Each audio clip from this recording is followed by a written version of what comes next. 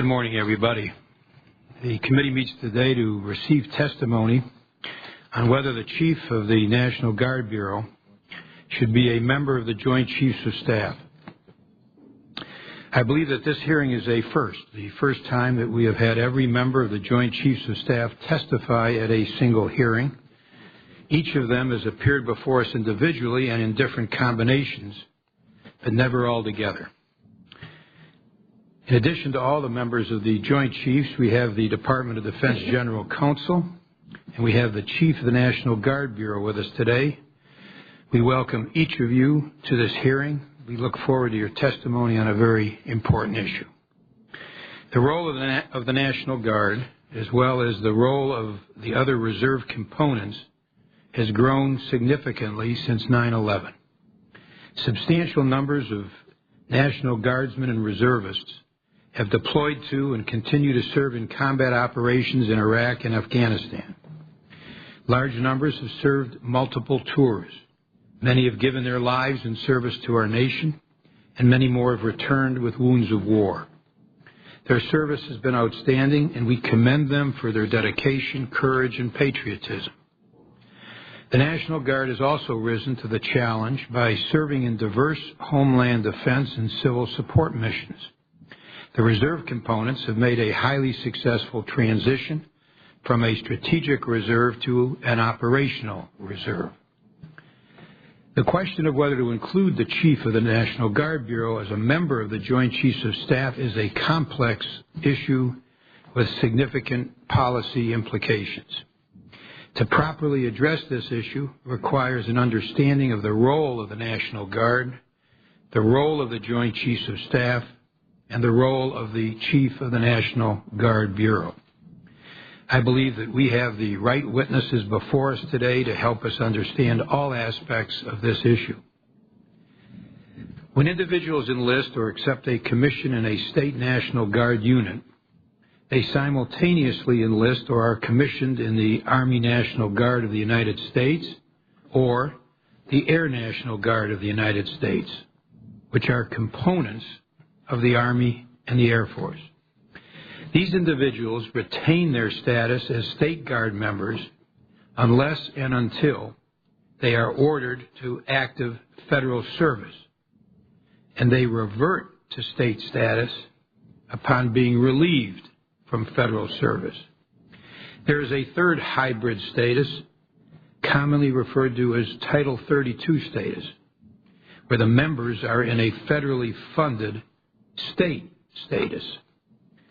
I understand that Mr. Johnson, the DoD General Counsel, will discuss some of the ramifications of these different statuses in which members of the National Guard serve. The composition of the Joint Chiefs of Staff is defined by statute and consists of the chairman, the vice chairman, and the military service chiefs of the Army, Navy, Air Force, and Marine Corps. The chairman of the Joint Chiefs of Staff is the principal military advisor to the President, the National Security Council, the Homeland Security Council, and the Secretary of Defense.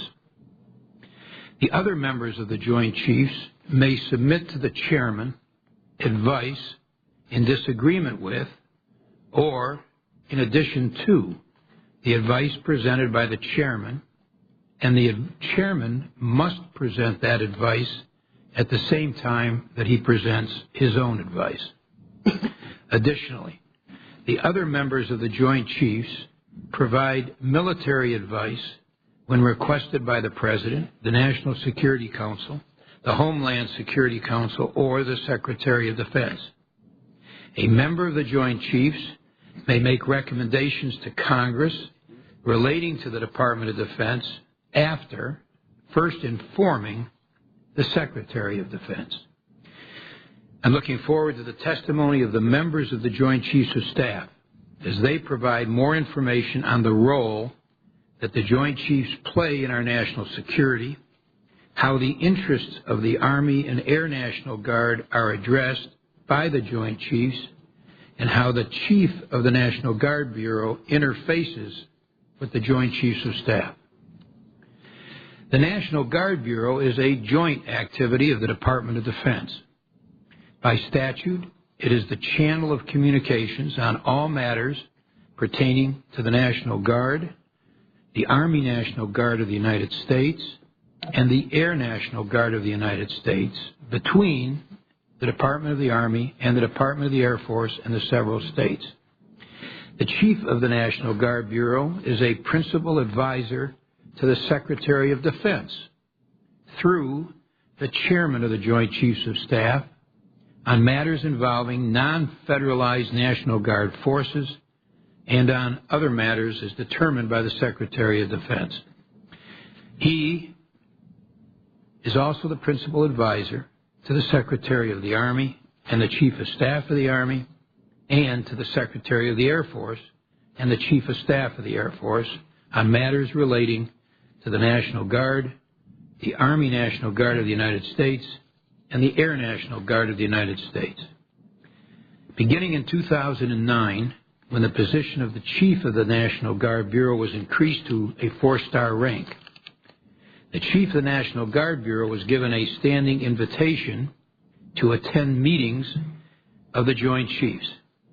I look forward to General McKinley's testimony to further elaborate on the role and function of the Chief of the National Guard Bureau and how that relates to the role and function of the Joint Chiefs of Staff.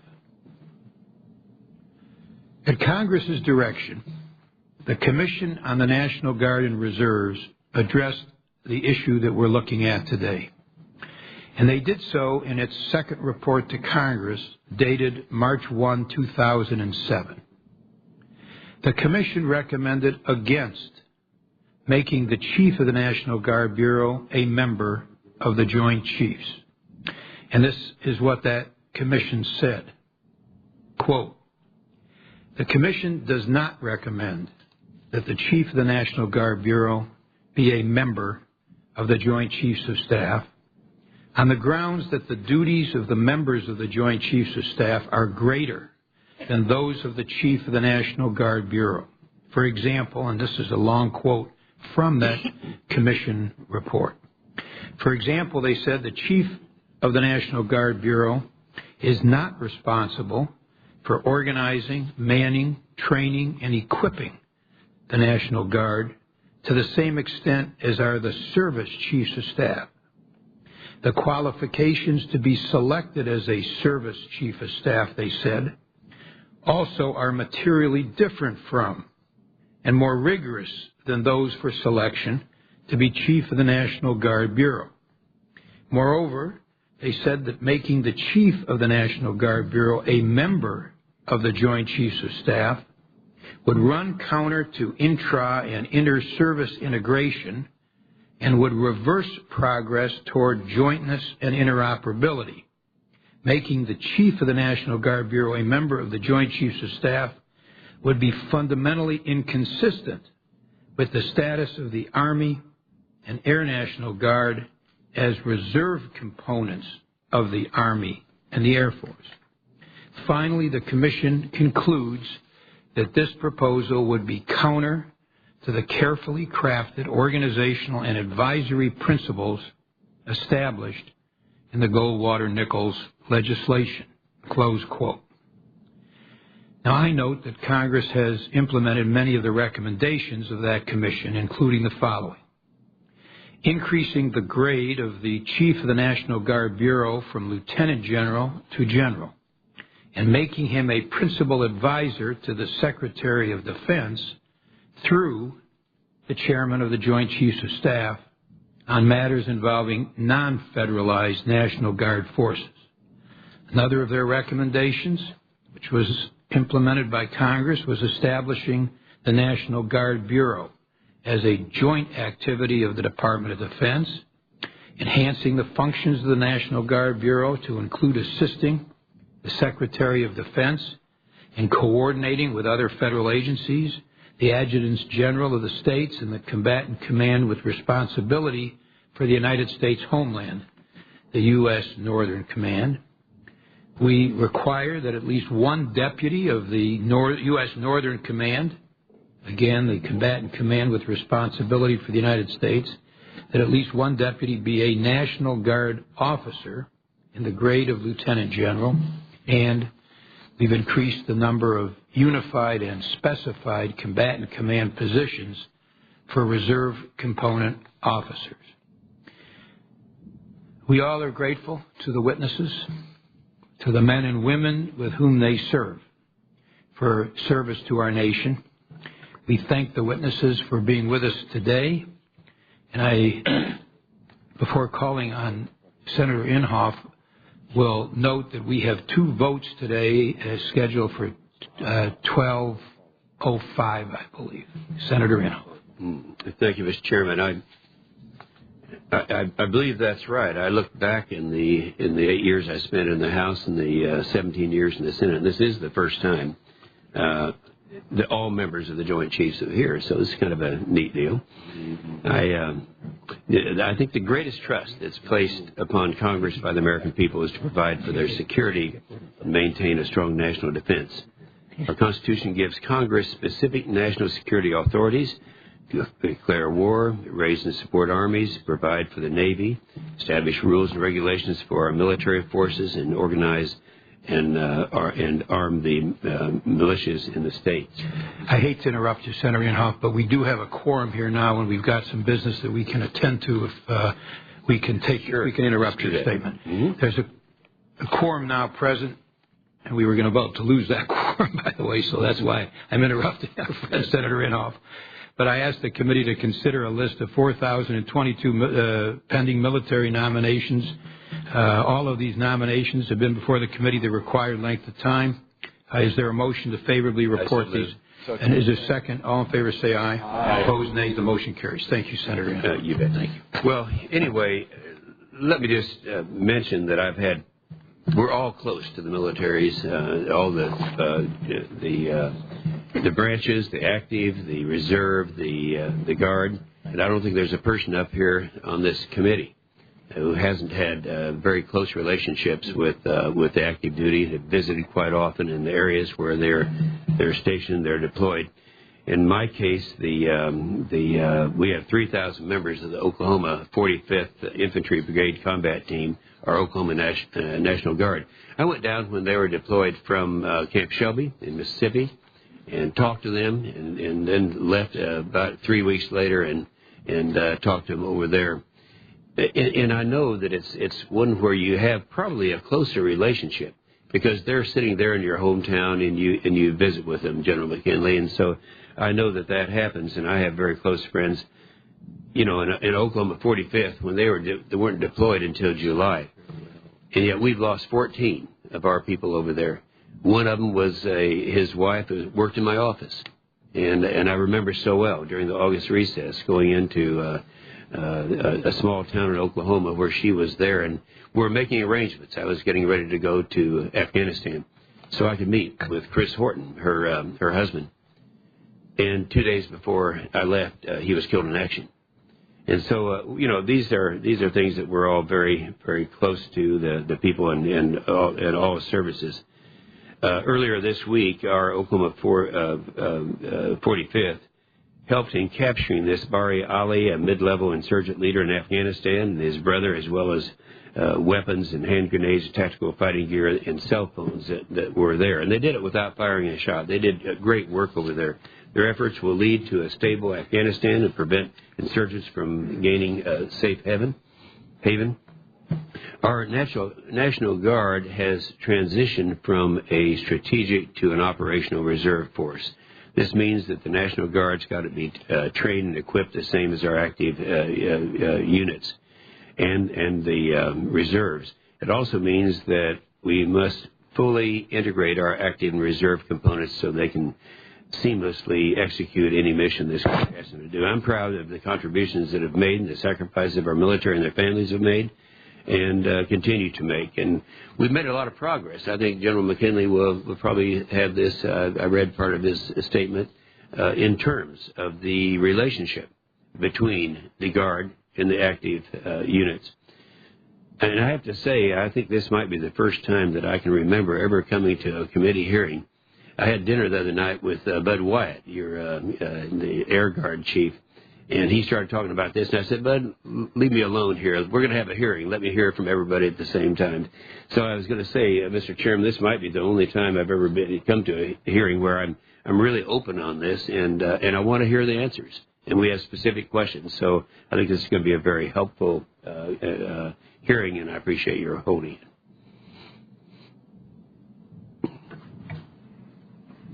Thank you very much, Senator Inhofe. We are hearing from members of our family. These witnesses are part of our family, our American family, and this Senate committee's family. And we are personally close to each of you, and so we have difficult policy decision to deal with. We do that as family members. And while there may be differences, and there obviously are, that's what democracy is all about, and we need to consider these as members of one unit with all having the same mission, which is the security of this country. And you all have that mission, and we all have that mission. We're going to call on our witnesses today in the following order. First will be the General Counsel to the Department of Defense, Jay Johnson. Then will be the Chairman of the Joint Chiefs of Staff, General Dempsey. Then will be the Vice Chairman of the Joint Chiefs of Staff, Admiral Winnefeld. Then will be the Chief of Staff of the Army, General Odierno. The CNO, our Chief of Naval Operations, Admiral Greenert. The Commandant of the Marine Corps, General Amos. The Chief of Staff of the Air Force, General Schwartz. And the Chief of the National Guard Bureau, General McKinley. So let us start with you, Mr. Johnson. Thank you, Mr. Chairman, Senator Inhofe, members of the committee. Thank you for the opportunity to testify here today. You have asked me to discuss a provision of the proposed legislation that would make the Chief of the National Guard Bureau a member of the Joint Chiefs of Staff. At the outset, I will tell you that there are no outright legal barriers to enacting this legislation. Nothing in the Constitution prohibits it, and the Joint Chiefs are a statutory creation. Congress can therefore change the membership of the Chiefs by statute if it so desires. I believe it is important, however, that the committee be aware of some of the legislation's legal implications and complexities. Before I get to those, here are some general legal background on the National Guard, the Chief of the National Guard Bureau, and the Joint Chiefs of Staff. And Mr. Chairman, you alluded to some of this in your own remarks. The National Guard is a unique entity that operates at different times under federal and state authorities. All members of the Guard are members of both the State National Guard and the Federal National Guard of the United States. The Army and Air National Guards of the United States are two of the 6 reserve components of the Department of Defense. The Army, Navy, Air Force, and Marine Corps reserves are the other 4 reserve components. Members of the National Guard can serve in 3 distinct statuses, each of which has differing responsibilities and authorities. First, National Guard members may serve in what is known as state active duty. State law dictates when Guard members assume this status. Typical state active duty missions include first responder responsibilities after a natural disaster. The state pays for, and the governor of that state commands, the National Guard when it is on state active duty. The Department of Defense plays no direct role in that status. Second, National Guard members may be ordered to duty under Title 32 of the United States Code, which I will call Title 32 duty. When the Guard performs Title 32 duty, it is performing federally funded military training subject to federal standards or domestic missions, both of which are under the command and control of the state governor. Examples of Title 32 missions include post-9/11 airport security, southwest border security, and counter-drug support. Third, the Department of Defense may call the National Guard to federal service, including in times of national emergency, as authorized by law. National Guard members ordered to active duty lose their status as members of the National Guard and become members of the reserves, of the Army or the reserves of the Air Force. For example, this is the status of Guard members who have been called to serve in Iraq and Afghanistan. The Department of Defense both commands and funds the Guard when it is in federal service. Thus, at different times, the National Guard may act as either a state or a federal entity. Indeed, many of the functions the Guard performs are under neither the command nor the control of the Department of Defense. Rather, for much of what the Guard does, state governors are in command. And when the National Guard does act in federal service, it does so as part of the reserves of the Army or the Air Force. The Chief of the National Guard Bureau does not command the National Guard, acting in any of these three statuses. Rather, by federal statute, the Chief of the National Guard Bureau acts as a principal advisor to the Secretary of Defense on all matters involving federalized National Guard forces, and he also has the statutory duty to advise the Secretaries and the Chiefs of Staff of the Army and the Air Force on all National Guard matters.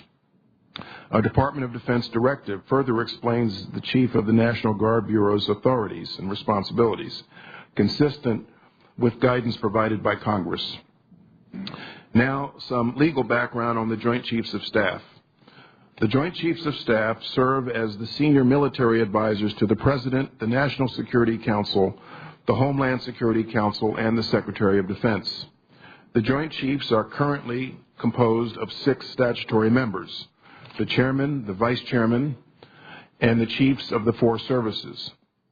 The service chiefs have a broad range of leadership and command responsibilities that extend throughout their respective services, encompassing both the active and reserve components of the service. Each of the service chiefs is the senior military officer of their respective service. Against this backdrop, I turn to the proposed legislation, which would make the Chief of the National Guard Bureau a member of the Joint Chiefs of Staff. As a matter of practice, the Chief of the National Guard Bureau currently attends meetings of the Joint Chiefs, as does the Commandant of the Coast Guard.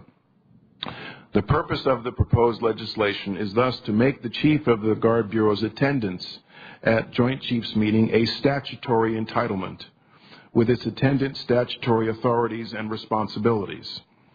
In connection with the legislation, I make 2 points. First, the Goldwater-Nichols Department of Defense Reorganization Act of 1986 struck many carefully crafted balances of both intra- and inter-service equities. The Chief of the National Guard Bureau represents only the Army and Air National Guards, and the proposed legislation would thus alter some of Goldwater-Nichols' careful balances by, for example, altering the fact that each service is statutorily represented by one service chief in the Joint Chiefs, and B, providing only 2 of the Department of Defense's 6 statutory reserve components with additional Joint Chiefs representation. Second, elevating the Chief of the National Guard Bureau to represent National Guard equities to the Joint Chiefs could create legal confusion as to whether the Army and the Air Force Chiefs of Staff continue to represent their total force. Current law requires the Chief of the National Guard Bureau to advise the Army and Air Force Chiefs of Staff on all National Guard matters. Finally, I note that you have already received letters from the Chairman of the Joint Chiefs and the Service Chiefs that detail their concerns with the proposed legislation. The Chairman, the Vice Chairman, and the Service Chiefs are far more conversant than I with respect to the operational and administrative consequences of adding the Chief of the National Guard Bureau to the Joint Chiefs. From my perspective, I hope that any legislation does not add ambiguities with respect to authorities in the place where we can tolerate such ambiguity the least, at the top of the service hierarchies, especially in a time of war. Thank you again for the opportunity to appear here today, and I look forward to your questions. Thank you very much, Mr. Johnson. General Dempsey. Thank you, Chairman Levin and Senator Inhofe. I want to point out before we begin, I appreciate the spirit of the family metaphor you used for this. I do want to make a point that As we have talked about this, Craig McKinley has been in the room in every instance. So everything we've done to try to talk about this among ourselves has been done with the Chief of the National Guard Bureau present. And so I thank you for the opportunity to continue that discussion here with you today. I'd also like to thank my colleagues at the table. We share a bond of trust with each other and with the nation that will be sustained regardless of how we answer the question before us today. Let me be clear, I'm both an admirer and an advocate for the National Guard. Our entire reserve component makes an indispensable contribution to our national security. Throughout our nation's history, and certainly in the decades since 9/11, we've depended on our citizen soldiers and airmen to help defend us, our allies, and our interests. At home and abroad, the National Guard serves with courage, discipline, skill, and distinction. I'm proud to be their chairman, the chairman of our total joint force, active and reserves, civilian and families, and I take seriously my responsibility to give voice to their achievements and to their needs. I ensure their voice, including the voice of the Chief of the National Guard Bureau, is heard. This said, I joined the Secretary of Defense and the service chiefs in counseling against making the Chief of the National Guard a statutory member of the Joint Chiefs of Staff. There is no compelling military need to support this historic change. Two primary concerns lead me to this conclusion: representation and accountability. First, our success as a joint force is due in large measure to our ability to integrate the active and reserve components so that they are indistinguishable on the battlefield.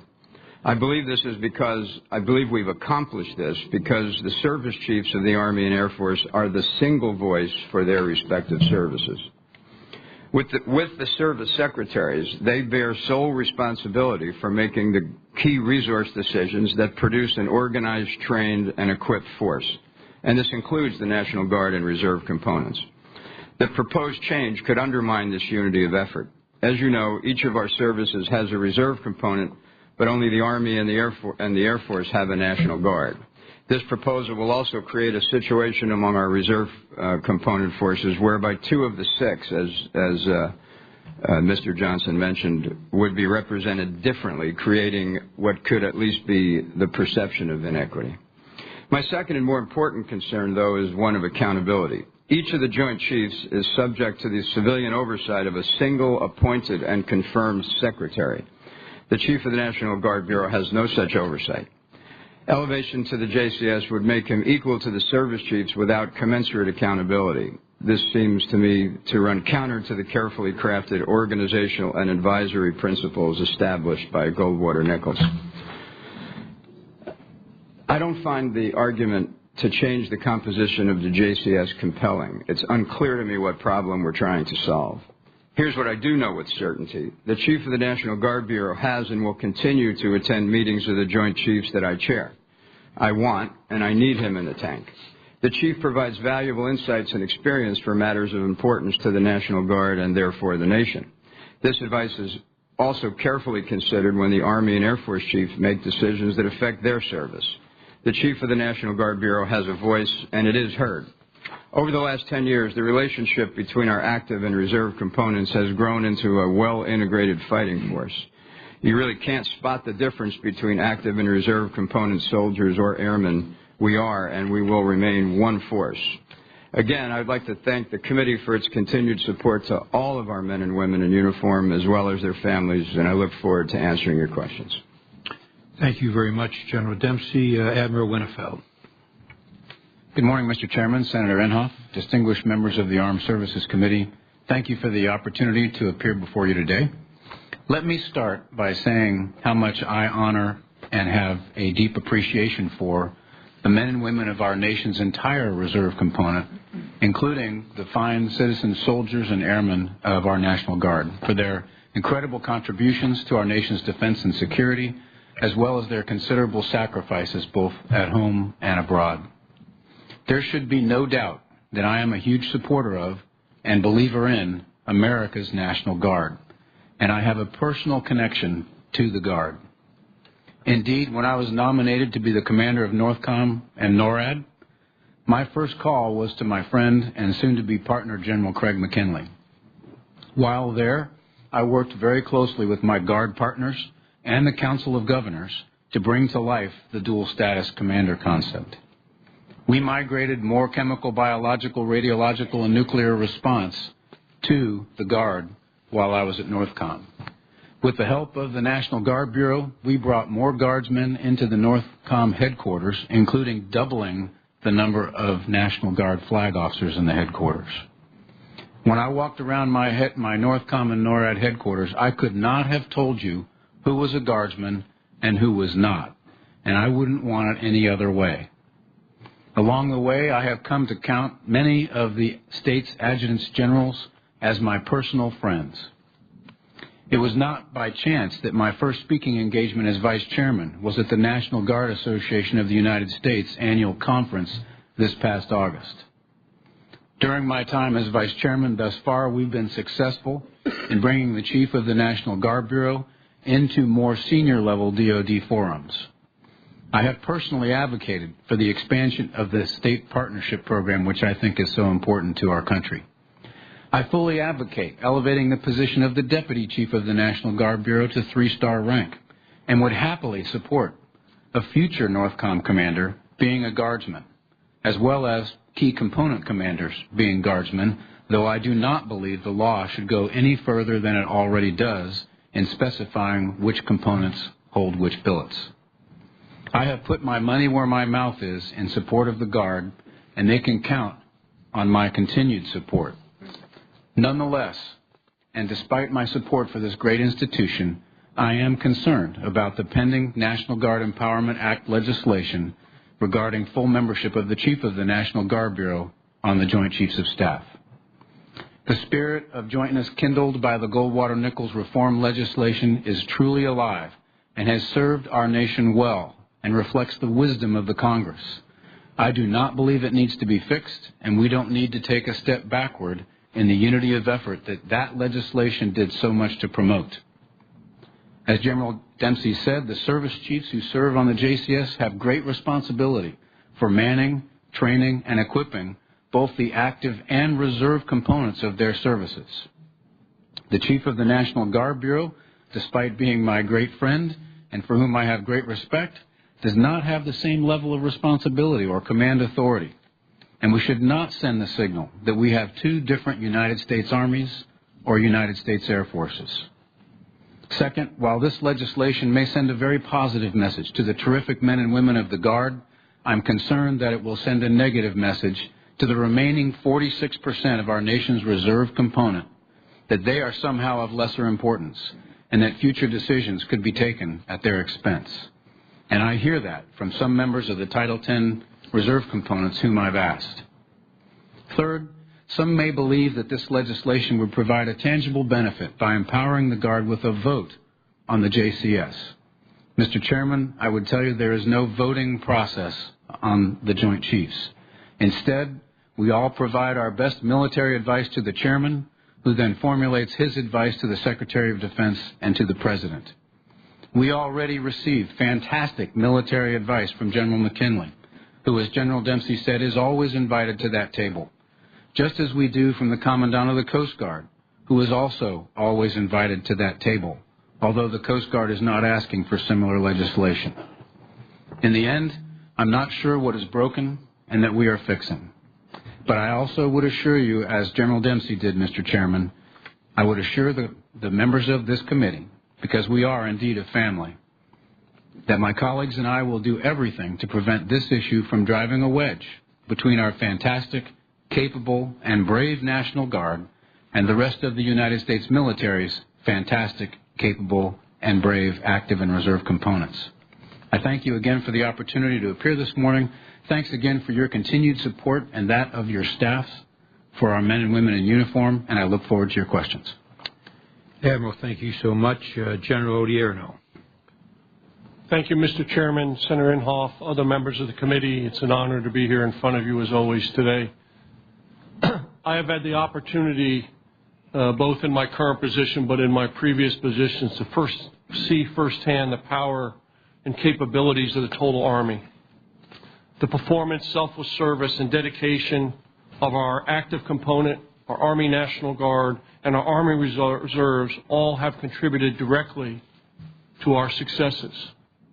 And I'm proud and humbled that I am currently the Chief of Staff of the United States Army, the total Army.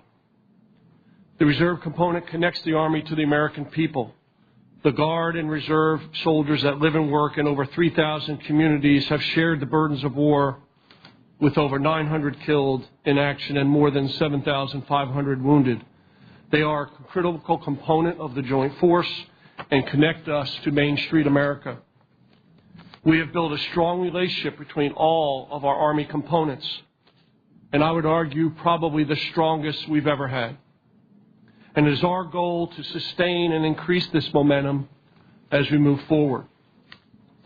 But with all due respect to the Chief of the National Guard Bureau, my good friend Greg McKinley, with whom I have had the utmost respect for and have worked closely with on numerous critical issues, I am bound to communicate my explicit opposition to this post as a member of the Joint Chiefs of Staff.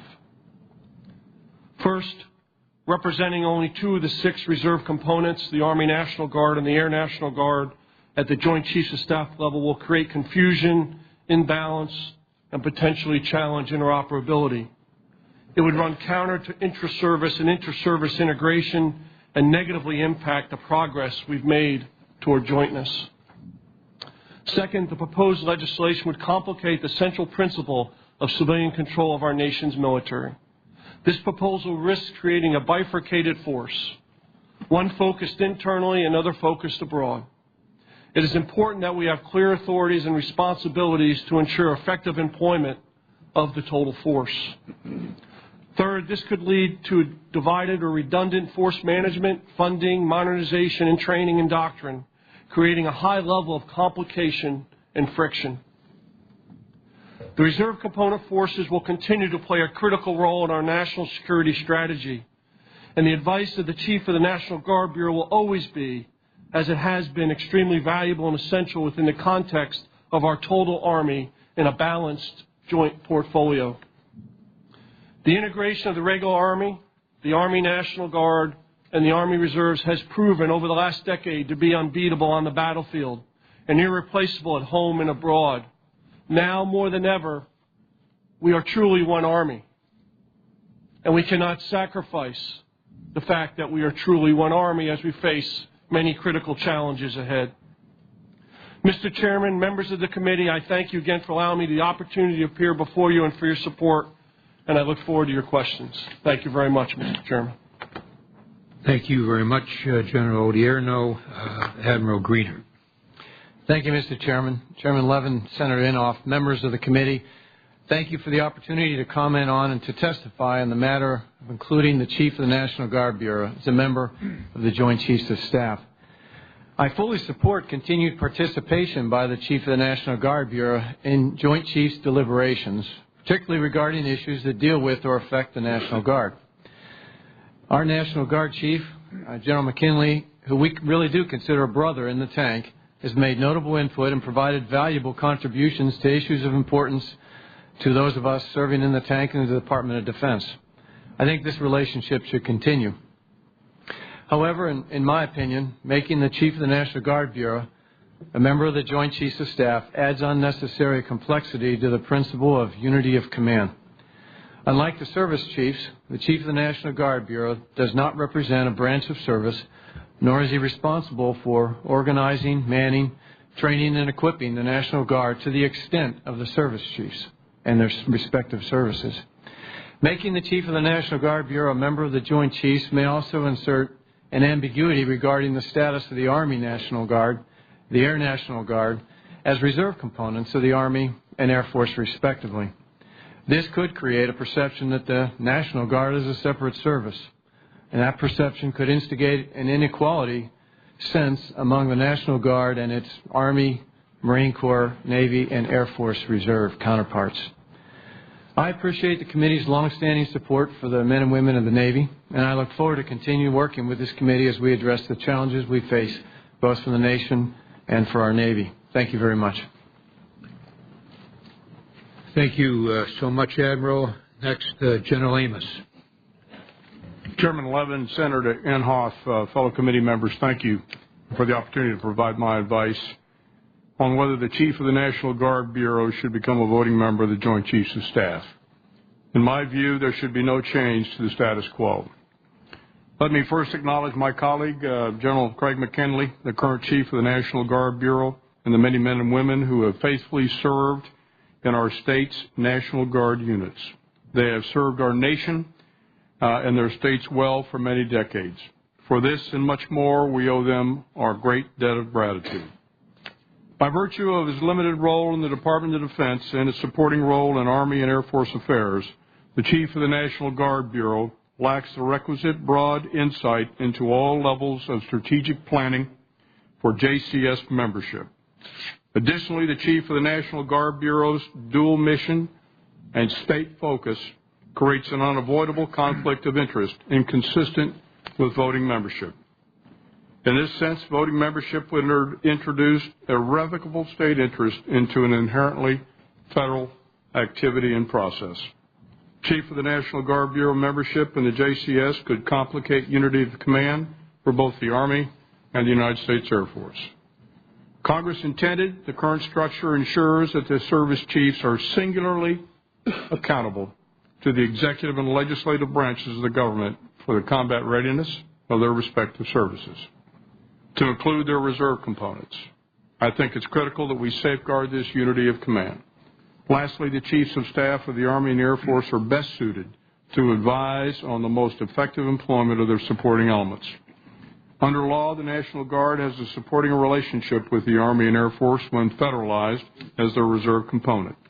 Providing JCS membership to the Chief of the National Guard Bureau creates unnecessary leadership duplication when the JCS contrary to Congress's long-standing policy. This duplication could unfairly amplify Army and Air Force concerns and create a representational imbalance prejudicial to the reserve components other than the National Guard. The Chief of the National Guard Bureau's advisory voice in the JCS is appropriate and adequate as it currently stands. Thank you for the opportunity to offer this statement, and I look forward to your questions. Thank you, General Amos. General Schwartz. Mr. Chairman, Senator Inhofe, and members of the committee, I'm grateful for the opportunity to offer my views today. And on behalf of the men and women of the United States Air Force, I thank you for your ongoing support of our service members and, importantly, their families. I join my colleagues in definitively stating that the Chief of the National Guard Bureau is a very important senior leader under our total force construct. Though his role in advising the Secretary of the Air Force directly and the Secretary of Defense through the Chairman of the Joint Chiefs of Staff. The National Guard Bureau Chief is a daily contributor to many of the consequential decisions that are made by the total force leadership. Title 10 of the United States Code provides the Bureau Chief's advisory role and preserves unified service leadership. This advisory role and the Bureau Chief's relationship to each service continues to be important and is currently appropriate in the performance of organizing, training, and equipping functions for which the service secretaries and the service chiefs are singularly responsible. But because the National Guard Bureau Chief does not represent a single or separate branch of service, making him or her a statutory member of the Joint Chiefs would reach beyond the appropriate role for the Bureau Chief. And because the Bureau Chief's advisory role to the service secretaries and chiefs is for all National Guard matters, including notably those that are related to the federal service of the National Guard, providing statutory Joint Chiefs membership to the National Guard Bureau Chief would disrupt the lines of authority and representation that are already in place for the Chiefs of the Army and the Air Force. Therefore, the current arrangement should not be altered. The Joint Chiefs exist in large part to provide military advice on the employment of federal forces. Total force employment considerations are best served by those who possess supervisory and moral authority over fielded forces, who organize, train, and equip personnel of all components of each service, and who are responsible as force providers to the combatant commanders. Consequently, the National Guard Bureau Chief's membership on the Joint Chiefs present issues concerning his or her appropriate role in offering advice on the employment of the armed forces in a designated Title X role. Moreover, beyond the established relationships among the military services, interactions with the interagency and international partners also could be confused. Existing law and policy provide appropriate roles and requirements for the Chief of the National Guard Bureau. His or her authorities, augmented by the JCS Chairman's standing invitation to the Bureau Chief to attend meetings of the Joint Chiefs, ensure that the Chief of the Bureau will continue to have a strong voice and will remain an essential and a highly valued partner for any Air Force Chief of Staff or a Joint Chiefs team. But for the foregoing reasons, the Chief of the National Guard Bureau should not be included as a statutory full voting member of the Joint Chiefs of Staff independent of service leadership. Mr. Chairman, Senator Inhofe, and members of the committee, I thank you for your time. We look forward to your questions, and if I may, sir, I would like to publicly recognize and state our admiration and respect for our teammates from the United States Marine Corps who celebrate their 236th birthday today. Thank you, sir. Happy birthday, General Amos. Thank you, sir. Didn't know you were that old, but Thank you. yeah, we congratulate you and all the Marines. Thank you, General Schwartz. General McKinley. Good morning, Mr. Chairman. Let me take a point of personal pride in thanking you for co-hosting a PBS special that will be seen tonight, Where Soldiers Come From, honoring 8 of your soldiers from the Upper Peninsula of Michigan. Senator Inhofe, thanks for your support of the 45th. Your relationship with your Oklahoma National Guard is one to be emulated, as all the other members of this great committee and all the distinguished members of this committee. It's an honor to be sitting before you today to provide my opening comments on the matter at hand. I admire all the service chiefs, the vice chairman, and the chairman very, very much. I can tell you that our relationship will not be broken by the testimony given here today, and I thank them for the honor of letting me be part of this dais today. Mr. Chairman, for me to be here today to provide my personal views on whether the Chief of the National Guard Bureau should be a member of the Joint Chiefs of Staff, I'm sitting here believing now in the 21st century, after 3 years in the job as Chief of the National Guard Bureau and 11 total years serving in the Pentagon, that it is now in the best interest of the American people for the Chief of the National Guard to be made a full member of the Joint Chiefs of Staff. While the 2008 National Defense Authorization Act and resulting DoD initiatives made important fundamental changes in the role of the Chief of the National Guard Bureau and the Bureau, only full Joint Chiefs of Staff membership for the Chief of the National Guard Bureau will ensure that the responsibilities and capabilities of the non-federalized National Guard are considered in a planned and deliberate manner that is not based upon ad hoc or personal relationships, but is instead firmly rooted in the law and the national strategy.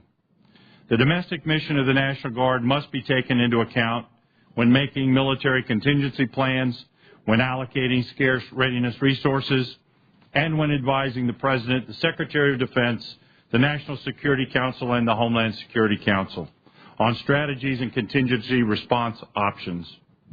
Homeland defense and civil support must be at the core of our national strategy due to the changing threat environment, one that is asymmetrical and more dangerous within our homeland than at any time in our history. It is for those reasons now that I believe that the Chief of the National Guard Bureau should be a member of the Joint Chiefs of Staff. Our nation's military planning and resourcing would be vastly improved, in my opinion, more comprehensive, more effective, and more efficient. I do not personally support a change in the Title X relationships among the services and the Army and the Air Guard, nor do I support the National Guard becoming a separate service. we in the National Guard are all very proud members of the United States Army and the United States Air Force. The issue at hand, in my opinion, does not in any way impact unity of command, which will remain unchanged, or fragment the reserve component, as only the National Guard has a dual federal-state mission, or create uncertainty, in my opinion, with respect to National Guard leadership, which clearly resides in our governors and adjutants general when the Guard is non-federalized, and with the federal commanders when it is. Nor does it increase the risk, in my opinion, of overrepresentation of any service at the highest levels of our military. Rather, this would add to the JCS in an enduring manner the expertise and knowledge of the Chief of the National Guard Bureau as it pertains to the National Guard in its non-federalized role in the defense and safety of the homeland. Indeed, the Chief of the National Guard Bureau, who is a Title X officer under the law and the DoD directive pertaining to the National Guard, should be counted on as the federal officer best postured to advise the JCS and their clients on the capabilities of the non-federal National Guard. I've read the letters of the service chiefs submitted to your committee, and I provided the chairman a copy of this DoD directive, the chairman of the Joint Chiefs, on Monday.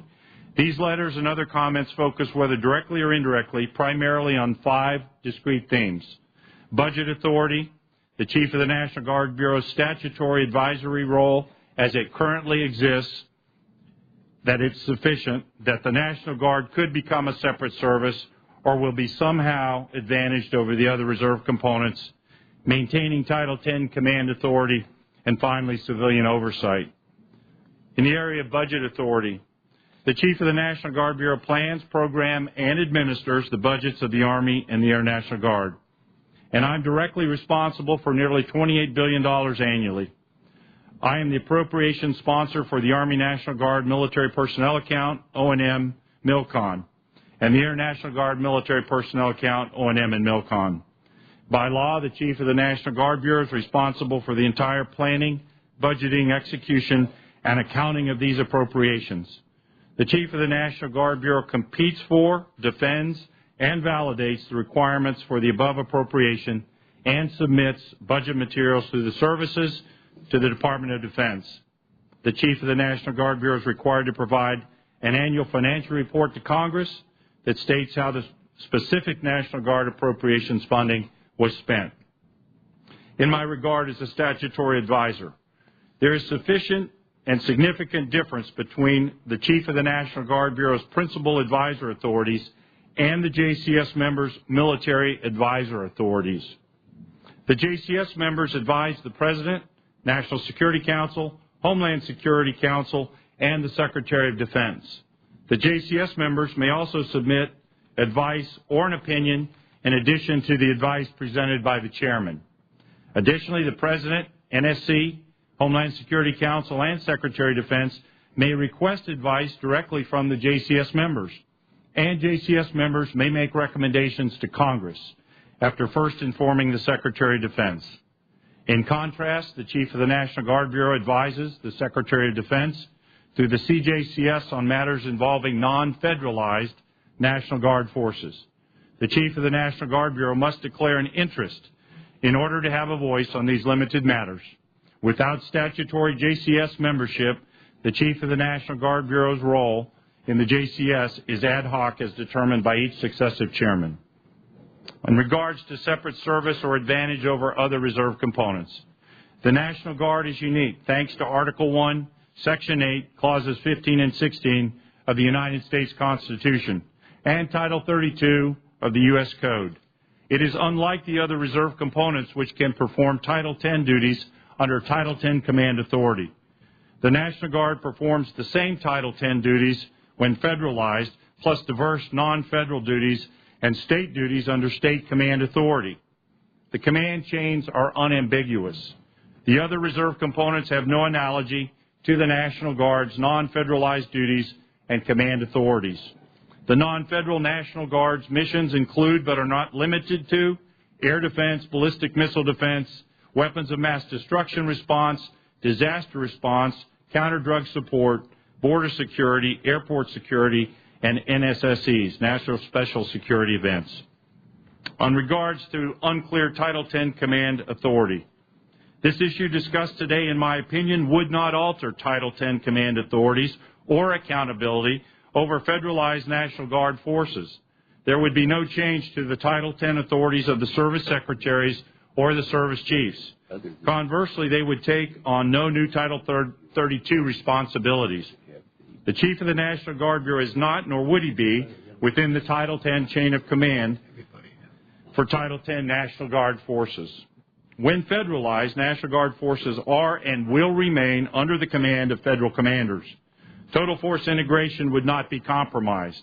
If anything, it would be enhanced by greater situational awareness of Title 32 National Guard missions, capabilities, and leadership on which the Chief of the National Guard Bureau is uniquely qualified to advise. Total force integration would also benefit from enhanced understanding of the Homeland Defense and civil support missions that are performed by non-federalized National Guard forces. In regards to civilian oversight, since 2008, under the provisions of the DoD directive, the Chief of the National Guard Bureau is under the authority, the direction, and control of the Secretary of Defense. The Secretary normally exercises authority, direction, and control through the Secretaries of the Army and of the Air Force for matters pertaining to their responsibilities in law or DoD policy. To conclude, much has changed since 2008.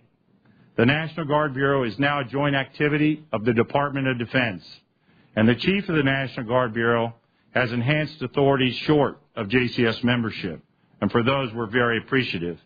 And yet the Chief of the National Guard Bureau still does not have an institutional position from which I can advise the President, the NSC, the Homeland Security Council, and Congress on non-federalized National Guard forces that are critical to Homeland Defense and civil support missions. Adding the Chief of the National Guard Bureau to the JCS, in my opinion, would ensure that in the post-9/11 security environment, the National Guard's non-federalized role in Homeland Defense and civil support missions will be fully represented in all JCS deliberations. This would not detract, in my opinion, in any way from its other critical JCS functions. Without statutory membership on the JCS, the Chief of the National Guard Bureau's ability to participate in deliberations is determined solely by the discretion of the chairman. I believe this role should be established in law. This view is also fully shared by former Assistant Secretary of Defense for Homeland Security, Paul McHale, who has consented to let me inform you that he, like me, did not have this opinion several years ago, but now agrees that the Chief of the National Guard Bureau should be made a full member of the JCS. In my role as the channel of communication for the states, the territories of Guam, Virgin Islands, and Puerto Rico, and the District of Columbia, I would be remiss without speaking on behalf of the 54 Adjutants General. In a letter I would like to submit for the record, Mr. Chairman, the Adjutants General have provided their unqualified support for placing the Chief of the National Guard Bureau on the JCS. I appreciate very much, again, sitting with these distinguished gentlemen on this dais and the opportunity to discuss this issue with you today, and I look forward to your questions. Thank you very much, General McKinley. That letter will be made part of the record, as will a statement of Senator Rockefeller, who's also asked that his statement be made part of the record. Let's have a 6-minute first round here so we can perhaps all get a round in. There's a lot of us here before the votes. And then if we need a second round, we can take that. Mr. Johnson, let me ask you first about a statement in your prepared statement where you say that the proposed legislation would alter some of the Goldwater-Nichols careful balances by altering the fact that each service is statutorily represented by one service chief in the Joint Chiefs and providing only 2 of the Department of Defense's 6 statutory reserve components with additional Joint Chiefs representation. Now, you also said that elevating the Chief of the National Guard Bureau to represent National Guard equities to the Joint Chiefs of Staff, in your words, could create legal confusion as to whether the Army and Air Force Chiefs of Staff continue to represent their total force. Now, can you tell us what potential legal confusion could result that you're referring to? 10 U.S.C. 10502 spells out the role of the National Guard Bureau and the Chief of the National Guard Bureau. The Chief of the National Guard Bureau, in his advisory capacity, has principally two functions. One is to advise the Secretary of Defense through the chairman on matters involving non-federalized Guard.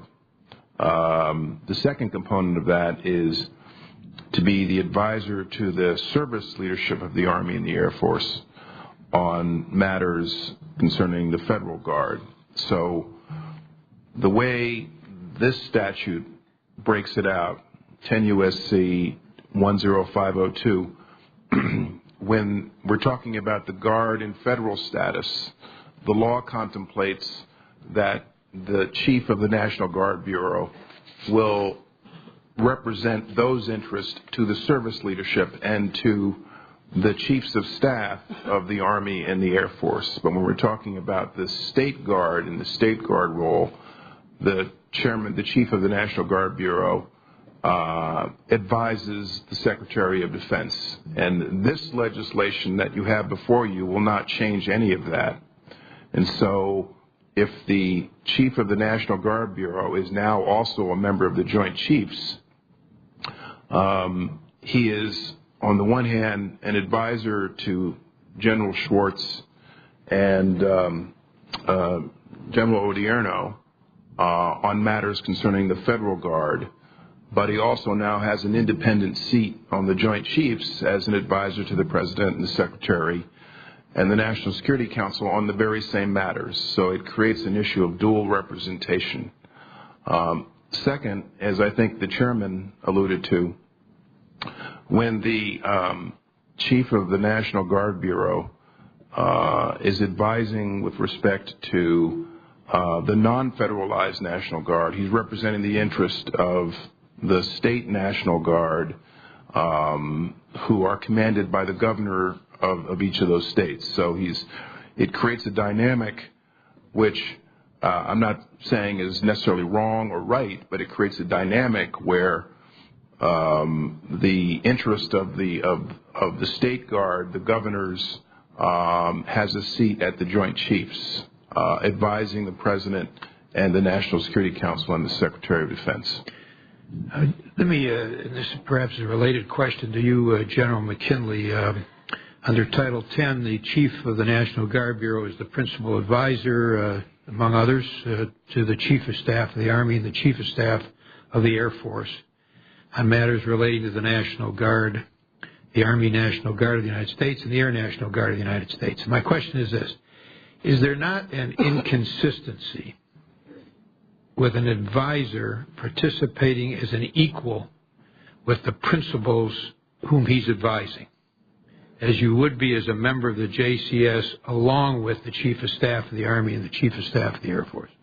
Thank you, Mr. Chairman. I think the best way to answer that is to look at the Empowerment Act and the NDAA of 2008, which established the DoD directive that Secretary Gates signed in 2008 directing the conduct of my job. If I could read from the organization and management piece, which you refer to, it says that the Chief of the National Guard Bureau is under the authority, direction, and control of the Secretary of Defense. The Secretary normally exercises his authority and direction and control through the Secretaries of the Army and the Air Force for matters pertaining to their responsibility in law. And the second section I'd like to just refer to is that as the principal advisor to the Secretary of Defense through the Chairman of the Joint Chiefs of Staff, it allows me and directs me to advise on matters involving non-federalized National Guard forces. So I think the answer to your question is, in my opinion, my personal opinion, it doesn't raise inconsistencies wearing that hat, and that this DoD directive following the NDA Act of 2008 gave me the authorities to do just what I addressed in my opening statement. General Dempsey, in your opening statement, you made reference to the fact that the services have never been closer to the reserve components, and separating them by title risks creating unnecessary friction in the ranks. Can you tell us why it is and what you meant when you said that separating the reserve components from the services create unnecessary friction in the ranks? Thank you, Senator. The issue for me is, let's call it one of branding. Does a soldier see himself as a soldier? Does a guardsman see himself as a soldier first or a guardsman first? And it seems to me that where we are today as a force, we're where we are because we've all seen ourselves as branded by a single service chief and his subordinate leaders into soldier, sailor, airman, marine, and for that matter, Coast Guardsmen, as the Vice mentioned. And I'm just not sure that that establishing, Craig's cautions notwithstanding, I think that the way this will resonate through the force, forget about the leadership you see before you, but the way this could resonate through the force is that we've kind of separated ourselves, and our brand is no longer as clear and defined as we'd like it and need it to be. Okay, thank you. Senator Inhofe. Thank you, Mr. Chairman.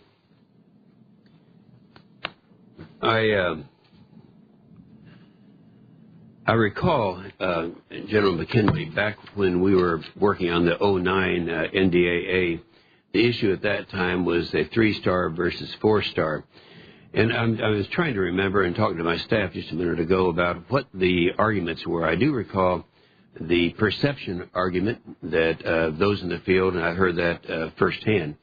But I also recall that I got the impression that if we made that change, and that was in the 09 NDAA, that would resolve a lot of these problems. I didn't hear that we would want to come along with another change in the relationship. Do you remember that, or would you like to comment as to what benefits came with changing that from a 3 to 4-star? Thank you, Senator Inhofe. I obviously took this position in November of 2008. I was a beneficiary of the legislation that passed before I became the chief of the National Guard Bureau.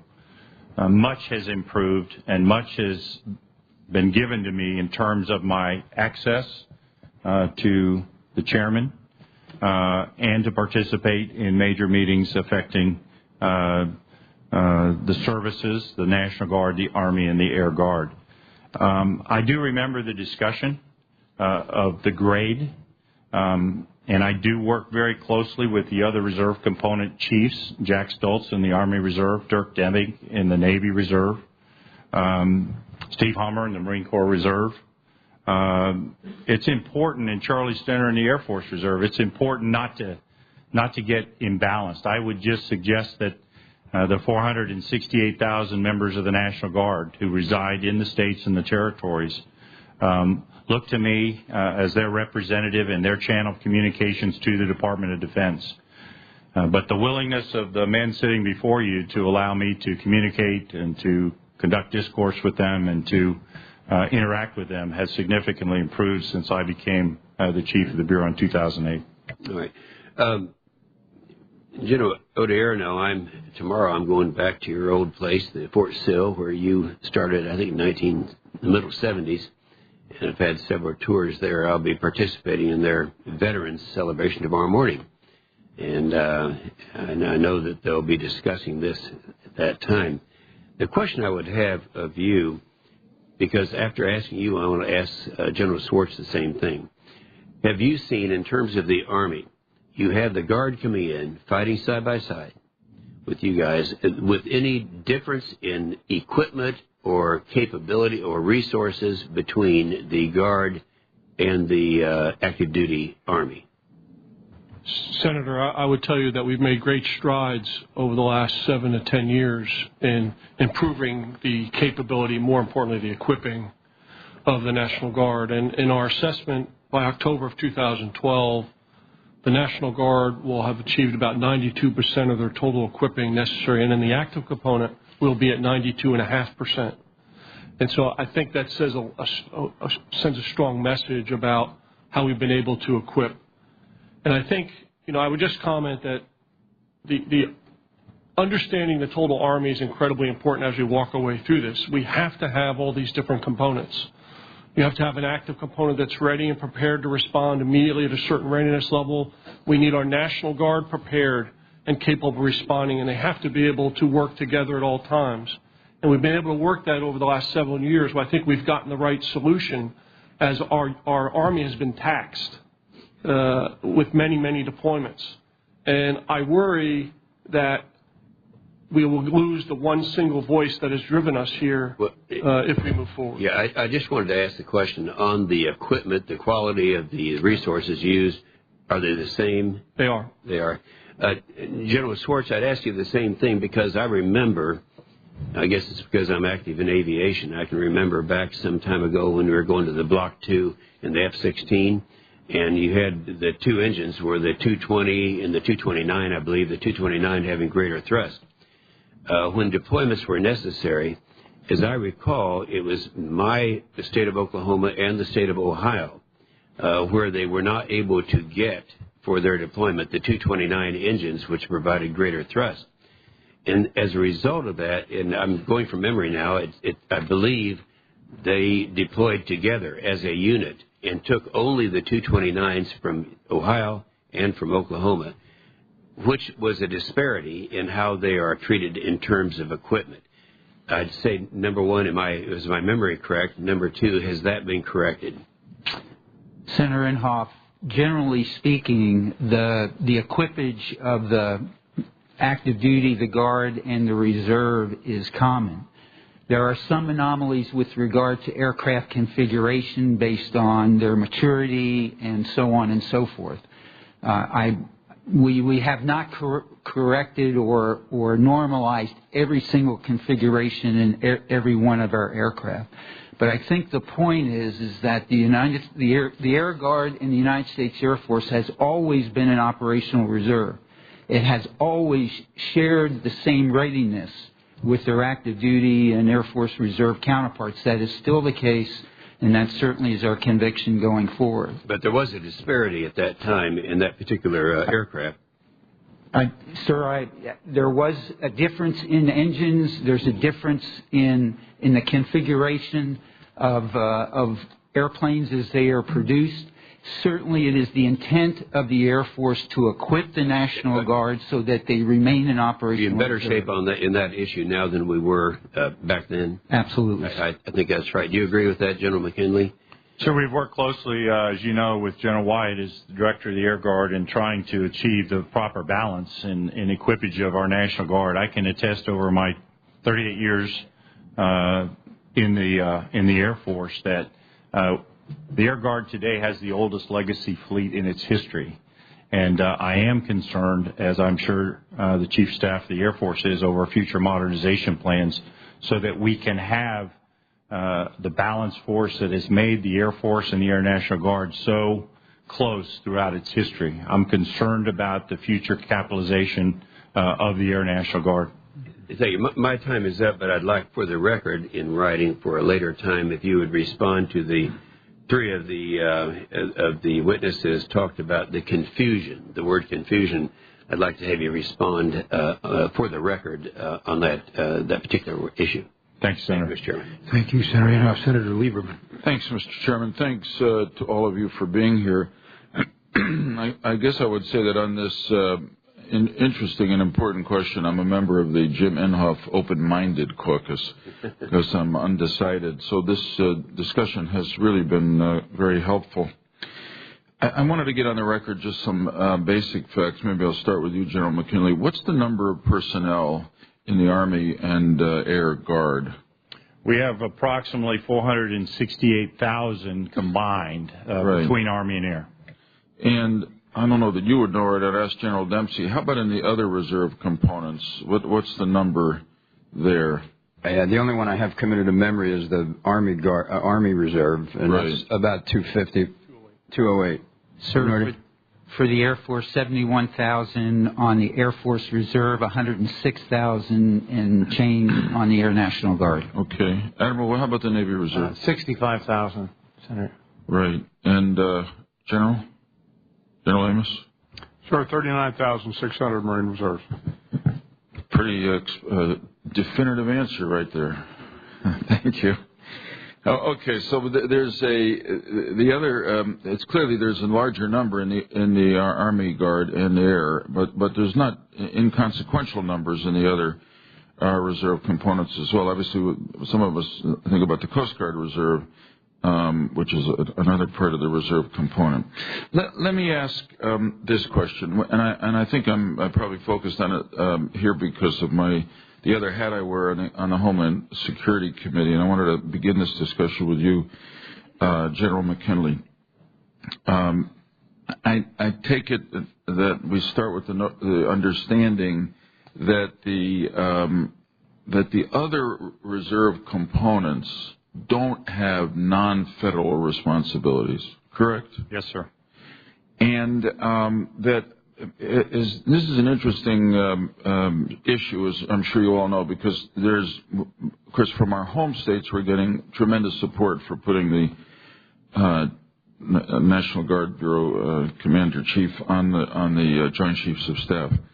And there's a lot of support here in Congress, but obviously there's a lot of opposition in the military. One of the unique functions here, and I wanted to ask you to talk a little more about it than you did in your opening statement, is these what I call homeland defense missions that are part of the Guard's responsibility, disaster response, border security, et cetera. And some of the discussions I've had with folks at home about this, I think, involve a concern that those homeland defense missions, which are obviously critical to our national security, are not receiving sufficient attention from the Joint Chiefs now, and that if you were on the Joint Chiefs, they would receive more attention. So I wanted you to respond to that or say anything you want about that unique function, and then ask General Dempsey if you'd speak from the perspective of the JCS.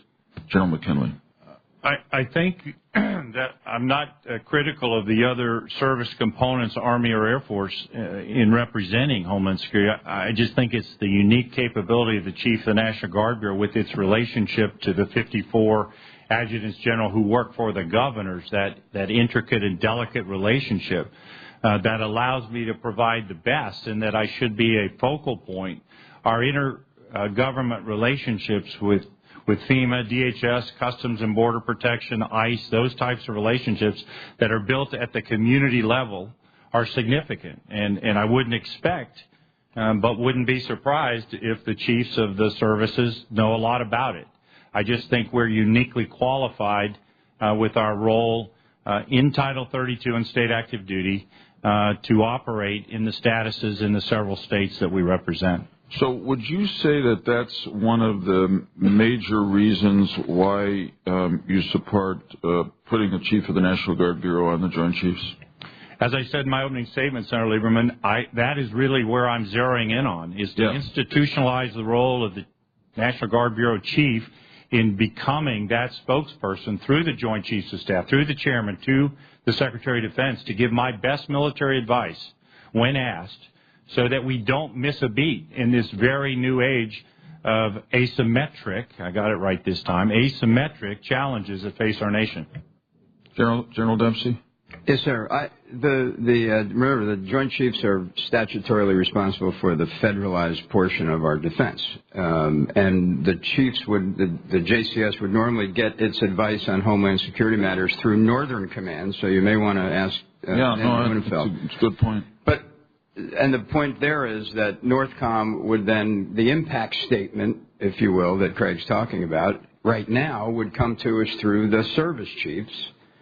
The Joint Chiefs would compare the impact on the services with the demand that would be articulated by NORTHCOM, and we would figure out what to do. This adds another voice into that mix that, frankly, I don't believe we need. Admiral, I would invite you into this, both on the direct point and also just to pose a second kind of question for you. It's true that as General Dempsey just said, that the Joint Chiefs of Staff obviously have focused responsibility for the overseas responsibility to protect our national security.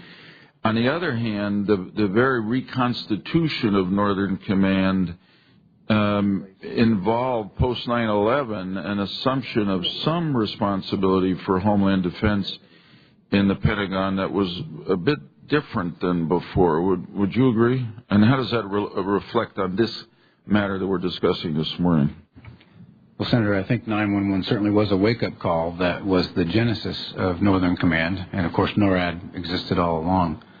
And he does represent, as do the other COCOMs from the other various regions of the world, represent his theater in terms of what the Title 10 needs are, whether it's intelligence or action on the ground or readiness or what have you. And he does a good job of that, the current commander. I can't speak for the last commander, but we can. And in partnership with the Department of Homeland Security, there's an essential partnership there that does have the ability to respond in the event of a disaster or a security issue, as you know, sir, from your position as the chairman of that committee. We also have a number of other robust relationships. I would point out the wisdom of the Congress in encouraging the department to work with the governors and the Council of Governors. We get very good advice and guidance, frankly, from the Council of Governors. And I also would tell you we get great advice from Craig on matters that have to do with Title 32, state active duty, and the like, and how the Guard, like other reserve components and other components of the military, can contribute to a Homeland Security issue. So I think we've got a pretty good situation where we're getting the advice we need. We've got a good commander in the field for this who works closely with his civilian counterparts at DHS. And so, as I pointed out in my remarks, I'm not sure what's broken that we need to fix. We've got a good system going now.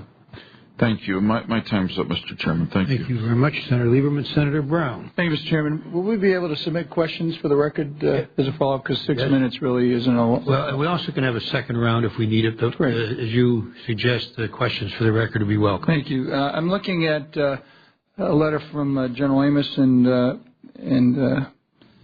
Chief Greenert.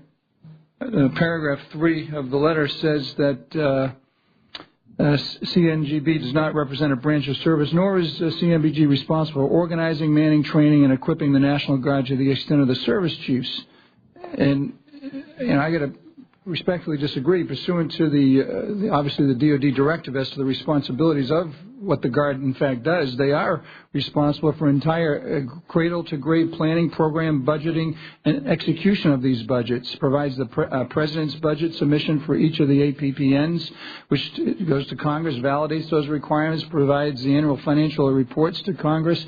It's in fact the service chiefs that don't have any of that budget responsibility. Was there a misstatement in your letter there?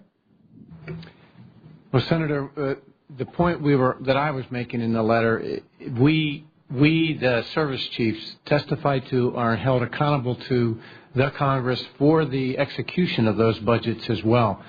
We have budget submitting offices, in the Navy who do similarly that you just listed there. But you said specifically they're not responsible at all, and in fact that's not correct. That being said, I'd like to just shift gears a little bit. Mr. Johnson, you indicated that you felt that maybe there would create confusion as to who represents the Army and Air Force.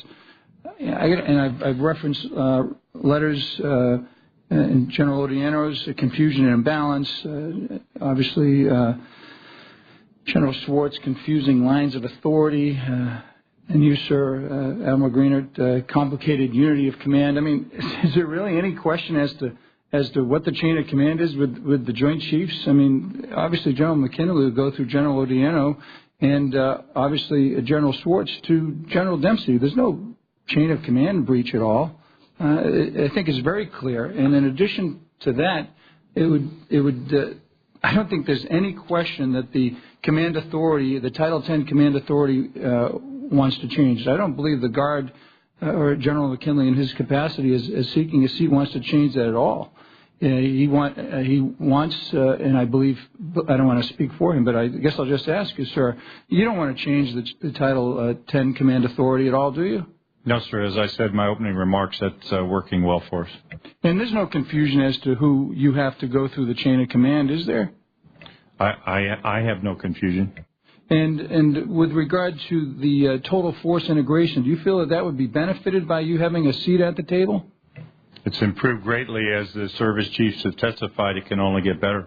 And is there any question that you, in your capacity of having a seat at the table, would be the person that could best advise, not only in any capacity through any of the service chiefs or the president or anybody, on the domestic mission and what the non-federalized units would be able to do, especially in light of the Homeland Security issues that we're facing? Is there anyone else or better qualified than you in your capacity to do that?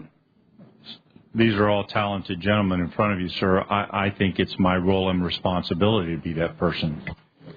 I would agree with you. And just to follow up on what Senator Inhofe said, General Schwartz, on the fighter aircraft issue, is it a fair statement that due to the effort to save money with the Air Force, the Guard units are going to be eviscerated when it comes to aircraft? And especially, I've heard and others have commented that the tags can't gain access to the plans as to what wings will be affected, how many aircraft are going to be lost, and isn't that another reason to have somebody like General McKinley at the table that can advise those tags and others as to what the plan is for the Air Force?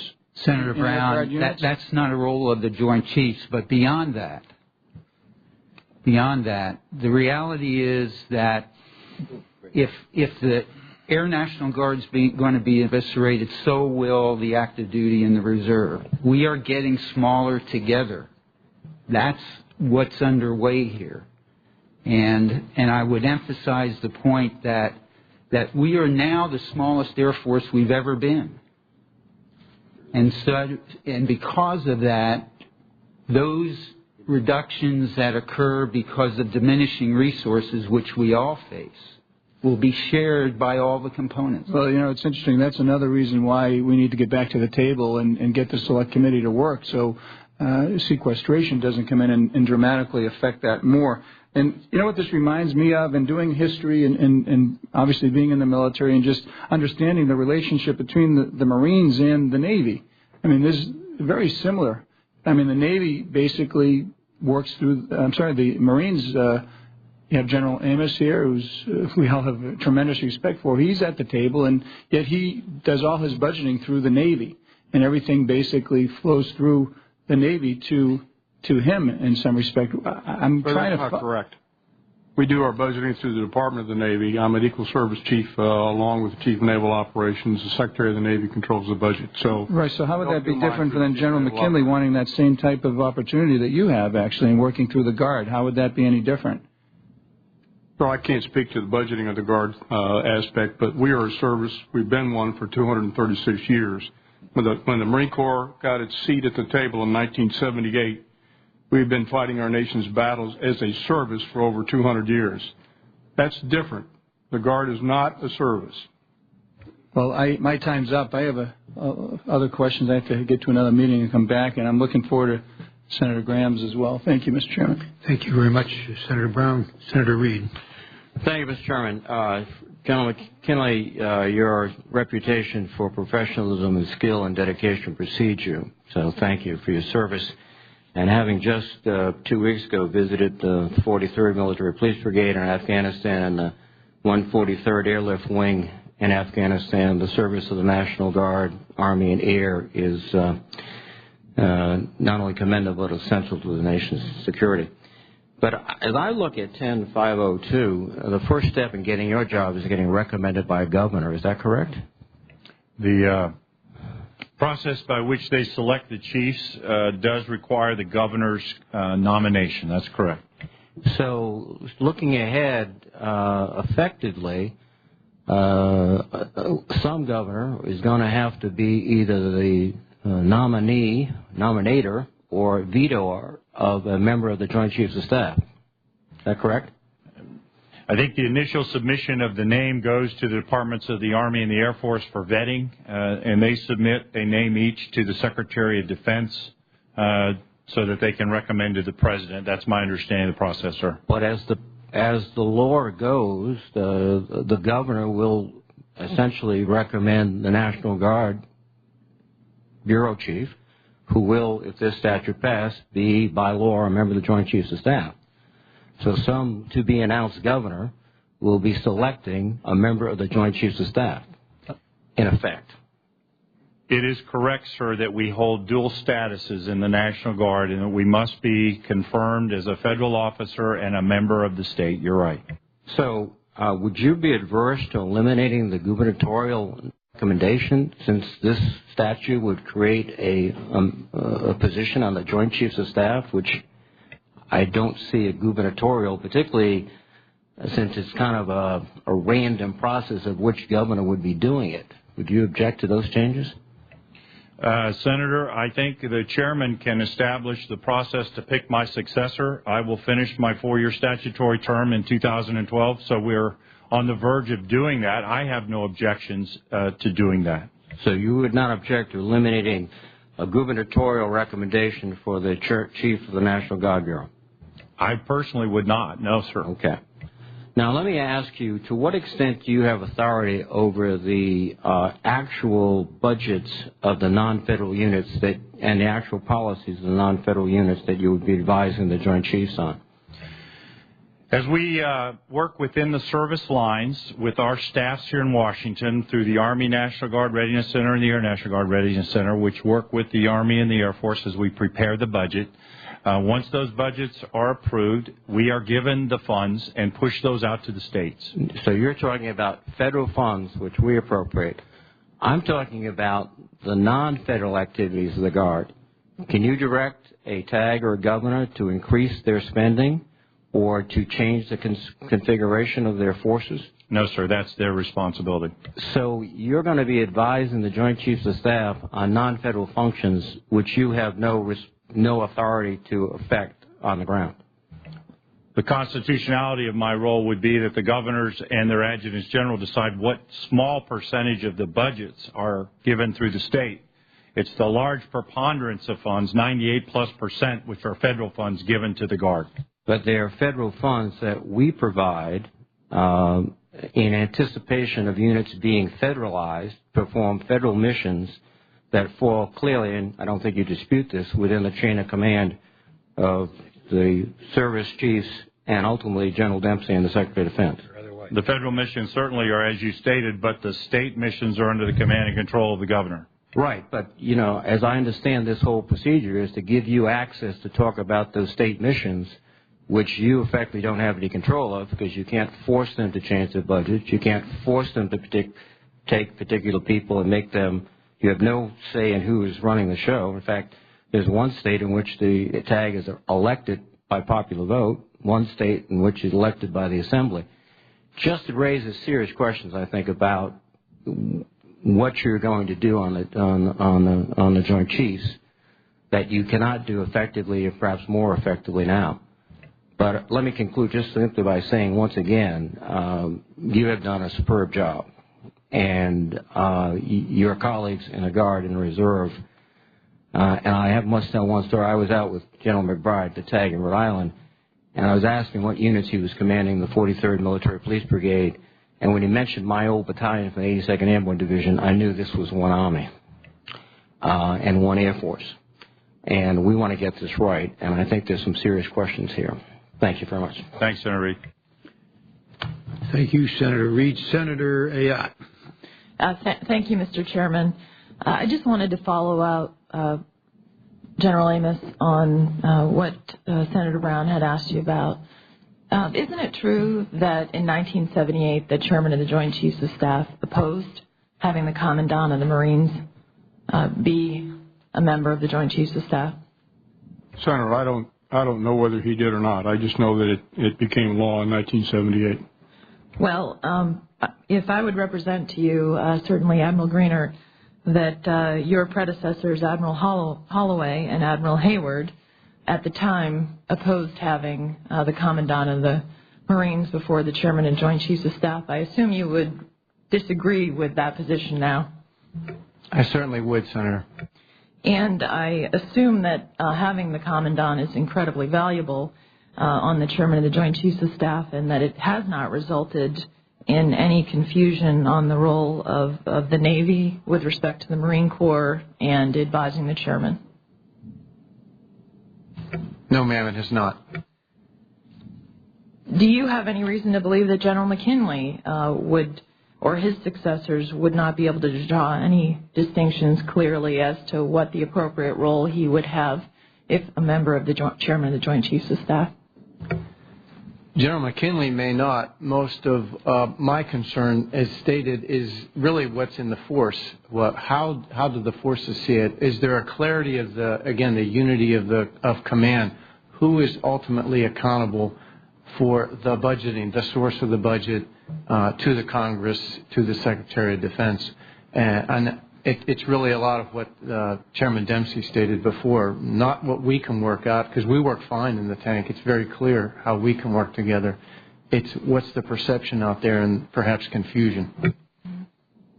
Well, I certainly have great confidence in all of you and the tremendous service that you have, that whatever decision the Congress makes, that it will be very clear to our servicemen and women as to the chain of command. And I know that all of you will work very well together as you do now on behalf of our country, and we deeply appreciate it.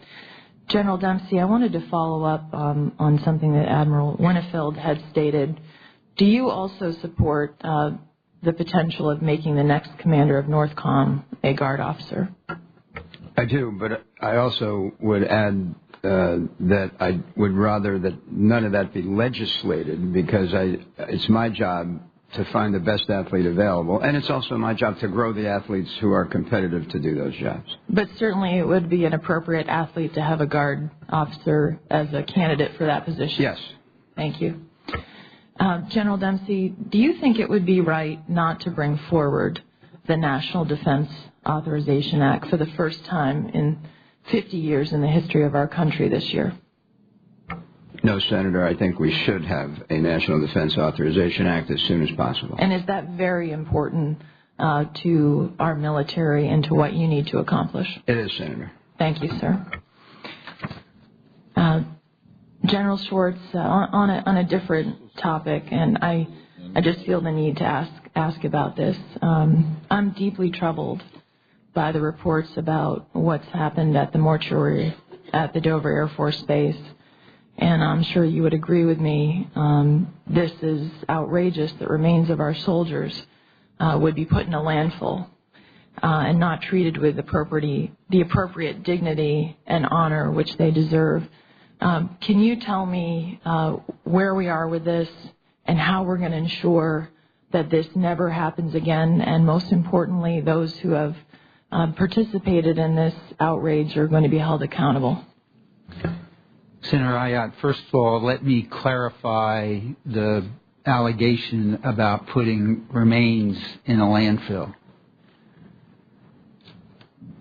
These were portions prior to 2008, which were sent away from the Dover mortuary to a funeral home for cremation, which is an authorized method of dealing with remains, particularly those that are separated from the larger portion of remains returned to the family.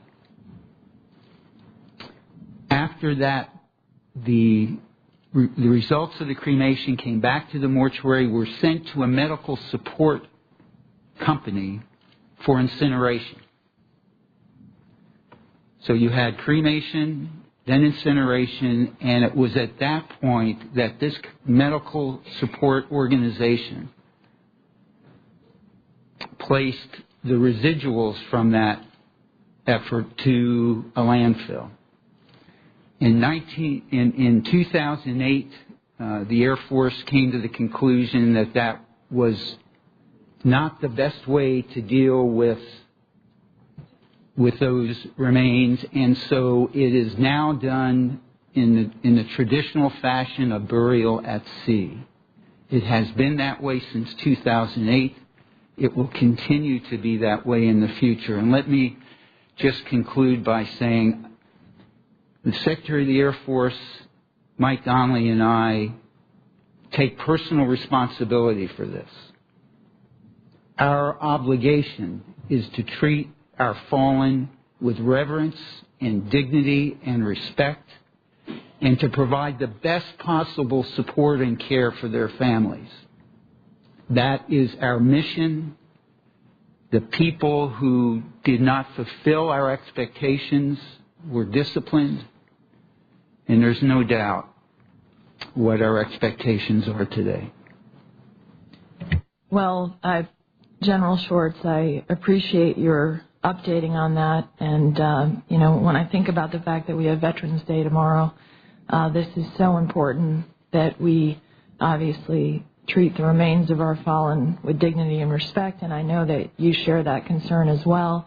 And please know that members of this committee will be there to support you in any way to make sure that the families know that, we certainly won't allow this to happen again.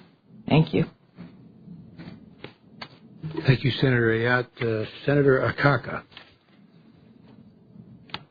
Thank you very much, Mr. Chairman.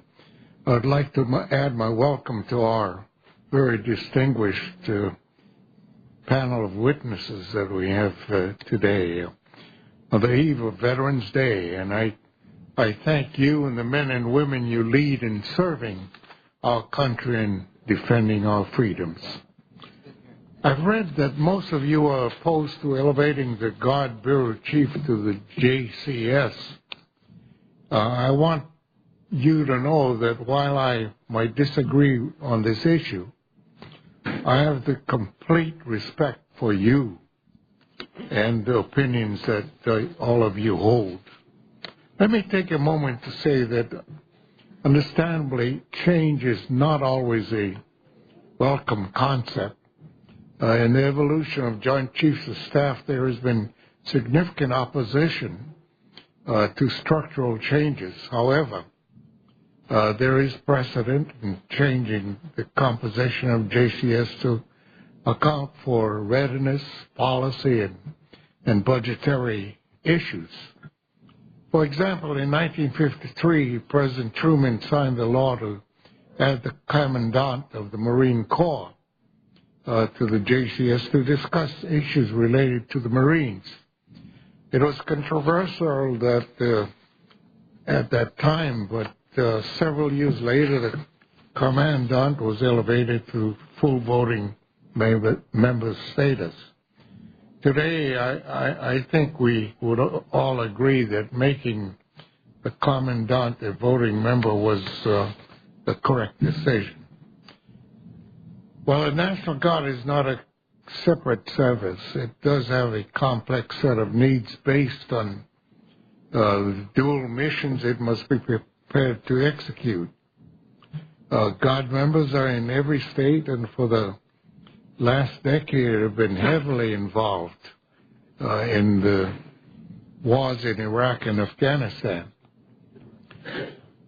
No one better understands their requirements than the Chief of the National Guard Bureau. Future force structure adjustments will have a direct impact on the tasks and missions the Guard will be asked to perform. And I'm sure they will be asked to do more and not less in the future. Making the Chief of the National Guard Bureau a full-fledged member will update the structure of JCS to reflect the operational reality in wars overseas as well as in homeland defense and security missions. It would also enhance the effectiveness of the total force. No one knows exactly what the next conflict will entail, but we can be confident that we will again call upon the 460,000 men and women of the National Guard to do their part. I believe that elevating the Chief of the National Guard Bureau to the Joint Chiefs of Staff is something that is overdue and will show our Guardsmen and their families that they are a true partner. It will also let them know that their voices and views be represented at the highest levels of government. General Dempsey, you have stated that the Chief of the National Guard Bureau will be invited to attend JCS meetings as long as you are chairman. I think this is great for cooperation, transparency, and overall effectiveness of the group. However, I am concerned that if a future chairman is not as inclusive as you are, the NGB chief would be left out in the Pentagon hallway while relevant discussions take place in the tank. Do you think, General Dempsey, that an NGB chief's advice to the Secretary of Defense would be different if he were a full-fledged member versus an invited non-member? If so, how different is it? First, Senator, thanks for remembering that it is the day before Veterans Day, and I was hopeful to get a chance to mention that at the end, but thanks very much for that. I don't know whether his advice would change. I also want to make it clear that I'm not the first chairman to include the Chief of the National Guard Bureau. I mean, my predecessor certainly did that as well. It seems to me to be a reasonable assumption that we would continue to do that no matter who the chairman was, and I don't know whether his advice would change. I don't know what additional influences might be brought to bear. I mean, I just can't answer that question hypothetically. Thank you, General McKinley.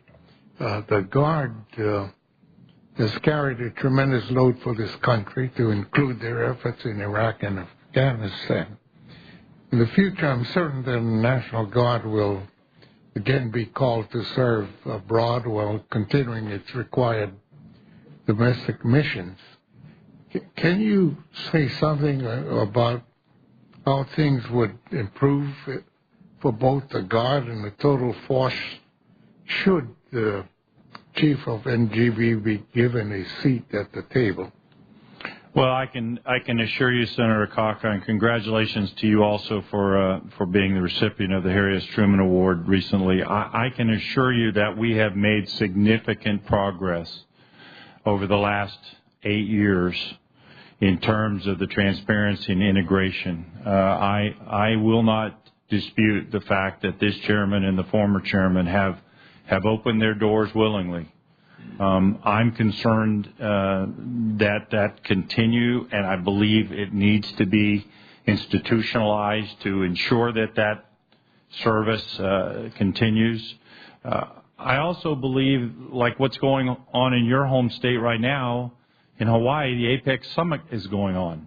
Your National Guard is being heavily used in security and administrative duties, and I need to be able to surface that issue unfettered to the top, and I think the seat will give me the advantage as my fellow service chiefs, the service chiefs who sit before you have, to go in an unfettered fashion and give those types of homeland security issues to the chairman, and if requested by the Secretary of Defense. Those are very important things. We have about 7 more NSSEs in the upcoming 8 months that I feel the Chief of the National Guard Bureau should be fully integrated with, so that we can dedicate the forces, as you have 5,000 members of the National Guard in Hawaii, to the task. I think elevating and institutionalizing the position will give me a better opportunity for me to fulfill my responsibilities. Thank you very much, General McKinley. Thank you. Thank you, Senator Akaka. Senator Graham. Thank you, Mr. Chairman. Thank you for having the hearing. This has been very informative, and I appreciate all of you, respect you greatly, appreciate the comments you've made and the advice you're giving. This is ultimately up to the Congress and the President to decide what to do. General Amos, pound for pound, do you agree the Marine Corps is the best fighting force in the world? Yes, sir. We celebrate that today on our birthday. Okay, good. I agree with you. Do you agree with me the only thing older than the Marine Corps when it comes to defending America is the citizen soldier? Sir, I believe that's true. Okay, so I'm here to tell everybody I appreciate it, but the citizen soldier's time has come. You're going to get a seat at the table, General McKinley, if I have anything to say about it. We're long into this fight as a nation. The first shot was fired by the citizen soldier. It's time for the citizen soldier to be sitting at the table, not just for political reasons, but for substantive reasons. So let's talk a little bit about substance. General Dempsey, do you agree that one of the great threats America faces is not just attack from a foreign enemy, but from nature, natural disasters? Yes, Senator. Okay. When it comes to frontline service against national disasters and the havoc it can reap on the American people, do you agree the National Guard is the frontline force? Generally law enforcement, then National Guard, then active. When it comes to uniformed personnel? Yes, I do. Okay. General McKinley, Hurricane Irene, is that right? Is that the name of the last big hurricane? That was our latest event, yes, sir. Okay. Tell me, who talked to you about Hurricane Irene? I was consulted by the Assistant Secretary of Defense for Homeland Defense, Paul Stockton, and that was the extent of my discussions. Did anybody from the Chairman of Joint Chiefs call you and ask, hey, what's going on? No, incumbent upon me to pass that information up, but nobody made that call. Okay. So, did anybody from the White House call you? No, sir. All right. So if you believe that the nation is threatened by natural disasters and the frontline uniformed force is the National Guard, I would like to have you sitting there, not by invitation, by the way. General Dempsey, you're a very fine man, but if you got pissed off at him, could you tell him to get out of the room? Yes, I could. Okay, good. Well, at the end of the day, I think you need to be in the room with some weight behind you, not just through invitation. Now, let's talk about the structure of the state-federal responsibility. Who talks more to the judge, the adjutant generals of each state, you or General McKinley? General Dempsey? Who has more contact? I don't have any contact with the adjutant generals. Well, if you believe that the adjutant generals who have responsibilities over the National Guard, you don't have any contact with them, how much contact do you have, General McKinley? Daily. All right. If you can't tell them how to spend their money, you can at least tell the Chairman of the Joint Chiefs, if you're in the room, what's going on. Don't you think it would be important institutionally beyond the life of you and General Dempsey to have somebody in that room advising the Chairman of the Joint Chiefs exactly what's going on in the states? I think in a post-9/11 world, it's essential. I couldn't agree with you more. Now, let's talk about the history of the Joint Chiefs, the Chairman of the Joint Chiefs, when it comes to supporting legislation that we now all agree is important. Do you agree that the Marine Corps, being a voting member of the Chairman of the Joint Chiefs, hasn't given the Navy 2 votes? Do you agree with that, General Amos? It has not given the Navy. Well, that was the big concern, and Senator Webb was your biggest advocate. That was a real fight back in 1978, that if you put the Commandant on, all hell's going to break loose, the Navy's going to run the world. Well, that didn't work.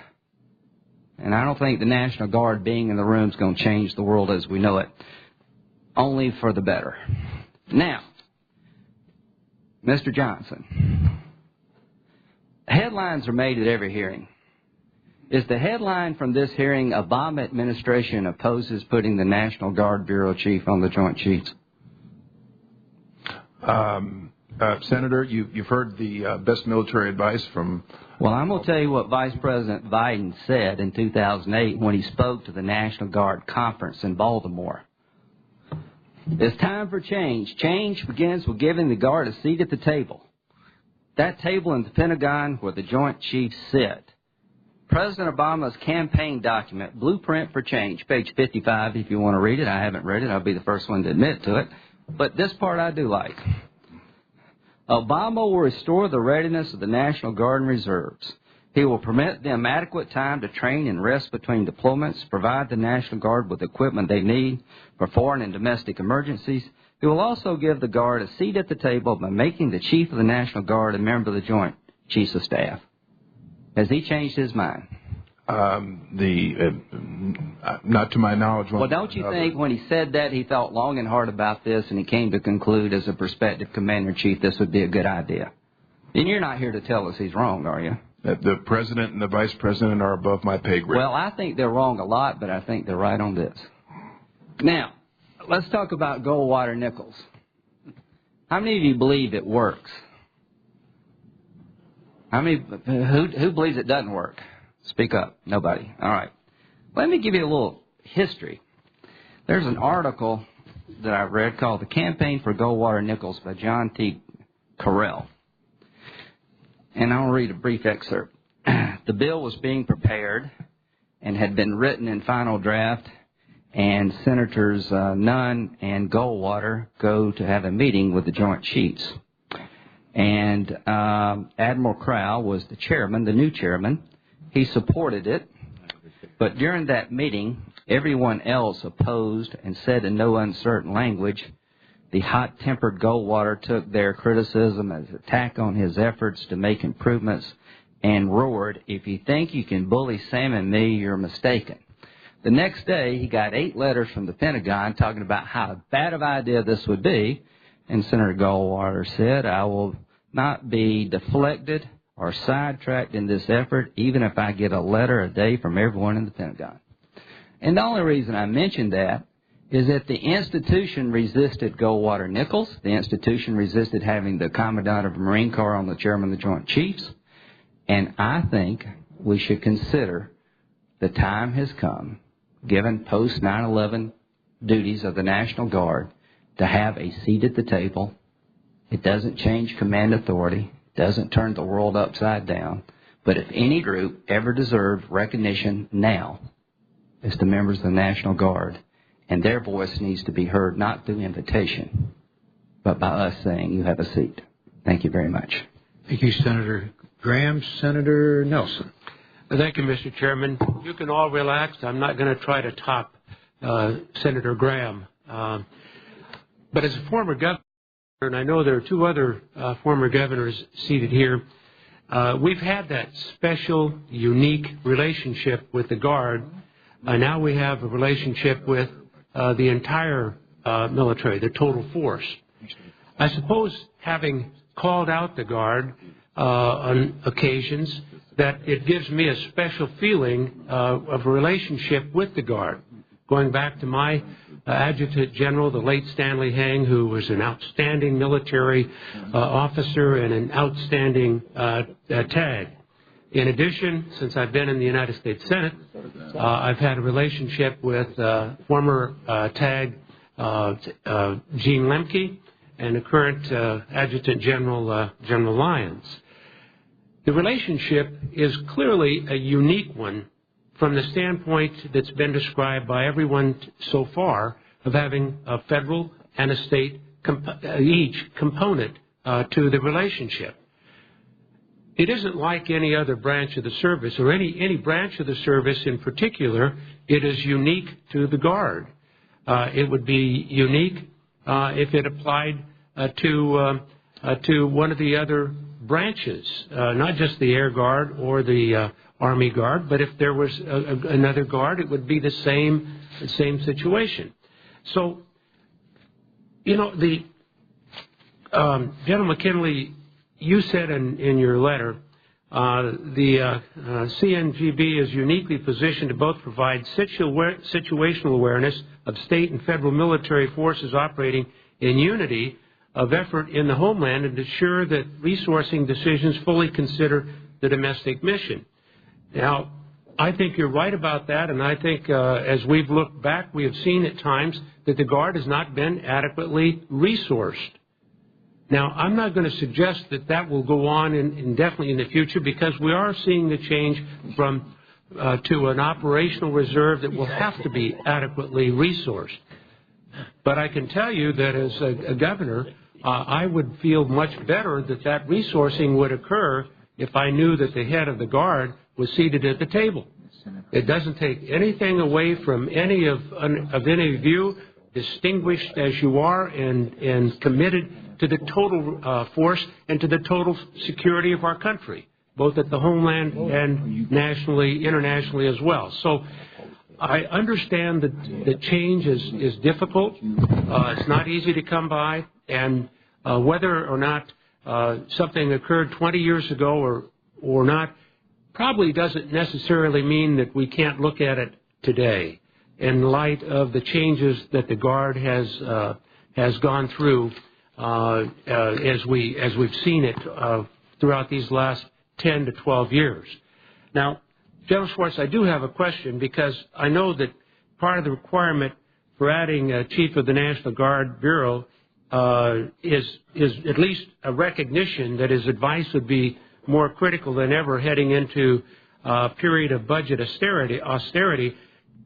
I know as you are looking toward your future requirements for the Air Force, how are you going to work with General McKinley to have a total force approach in terms of your resources and your readiness?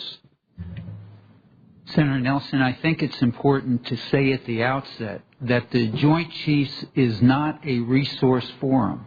It is a strategic forum for, again, employment of the armed forces and for providing best military advice in that context. There are other resource fora in the department where the Chief of the National Guard Bureau clearly has a seat at the table. But with regard to the Air Force specifically,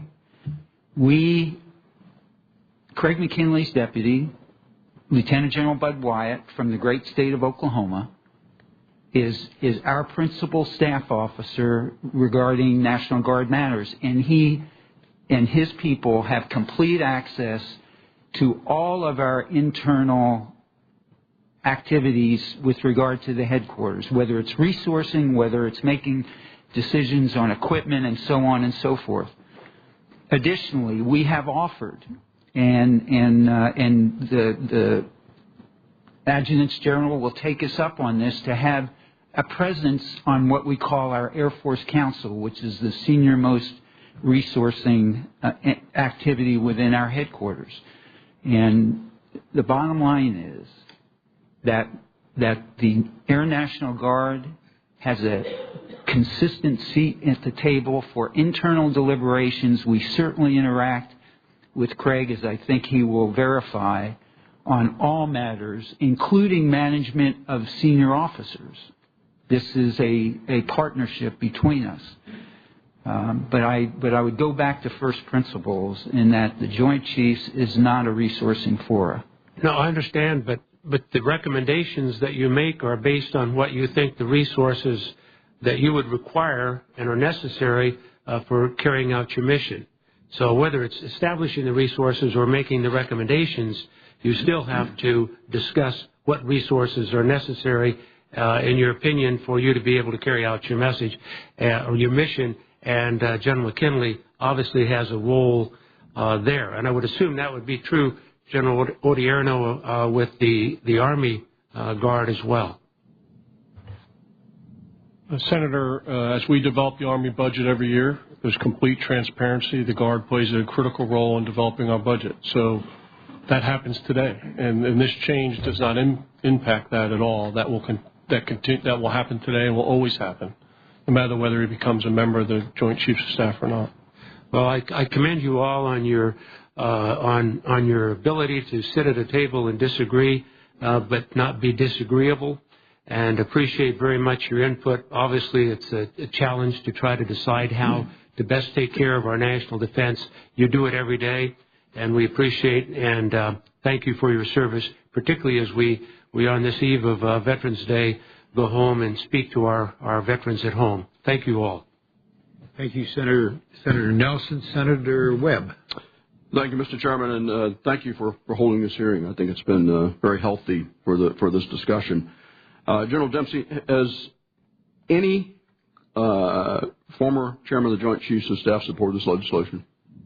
Not to my knowledge, Senator, no. Mr. Johnson, has any current or former Secretary of Defense supported this legislation? I have no knowledge of that, Senator. No. Do you have any knowledge of anyone supporting it? I don't have knowledge of the contrary either. Correct. Okay. All right. I would like to start by saying I think that anyone who's saying that the citizen soldiers are not at the table right now is being unnecessarily divisive, and I think unfair to the stewardship and leadership of the Army and the Air Force. Citizen soldiers are at the table. They've been respected throughout the entire history of this country. When we talk about the operational changes since 9/11, we all have great appreciation for that, but at the same time, We need to recognize that throughout history, the National Guard has frequently answered the call. If you look at the number of the forces that came from the National Guard in World War I, World War II, 100,000 National Guardsmen went to Korea. This has always been the case, and I think particularly since the total force concept was announced, and I had the privilege of being the Assistant Secretary of Defense for Reserve Affairs at the time that we were really working these matters out. The National Guard has really been able to have an input in a very measurable way. I believe this legislation is unnecessary. I'd like to respond to some of the comments that have been made about the Marine Corps and my role, which I'm very proud of, by the way, in terms of articulating the legitimacy of the Marine Corps' role in Joint Chiefs. I wrote an article in 1972. It's hard to believe this. This article has been circulated by the proponents of this legislation. I wrote it for the Marine Corps Gazette. I was a 25-year-old captain of the Marine Corps. I'm flattered, by the way, that somebody remembered this article from 39 years ago. But at the same time, the most important aspect of that article was that the Marine Corps is a separate service. You take a look at, just state the obvious, take a look at General Amos and Admiral Green. They're wearing different uniforms. The Army National Guard has a history of being trained and equipped as a part of the United States Army. The Air National Guard has a history of being trained and equipped as a part of the United States Air Force. That is conceptually an entirely different matter. I don't believe that the Joint Chiefs of Staff have been failing to represent the interests of the Army Guard in the Army or the Air Guard in the Air Force. General Dempsey, would you say there's been any indication of that? Absolutely no indication. Not only is there no indication, it just isn't accurate. They are represented by the two service chiefs. Would you also agree that the Guard is as well represented as the Air Force Reserve and the Army Reserve? I do, Senator. Would there be any justification for adding the reserve chiefs as members of the Joint Chiefs of Staff? I would recommend against it for the same reason I recommend against adding the Guard.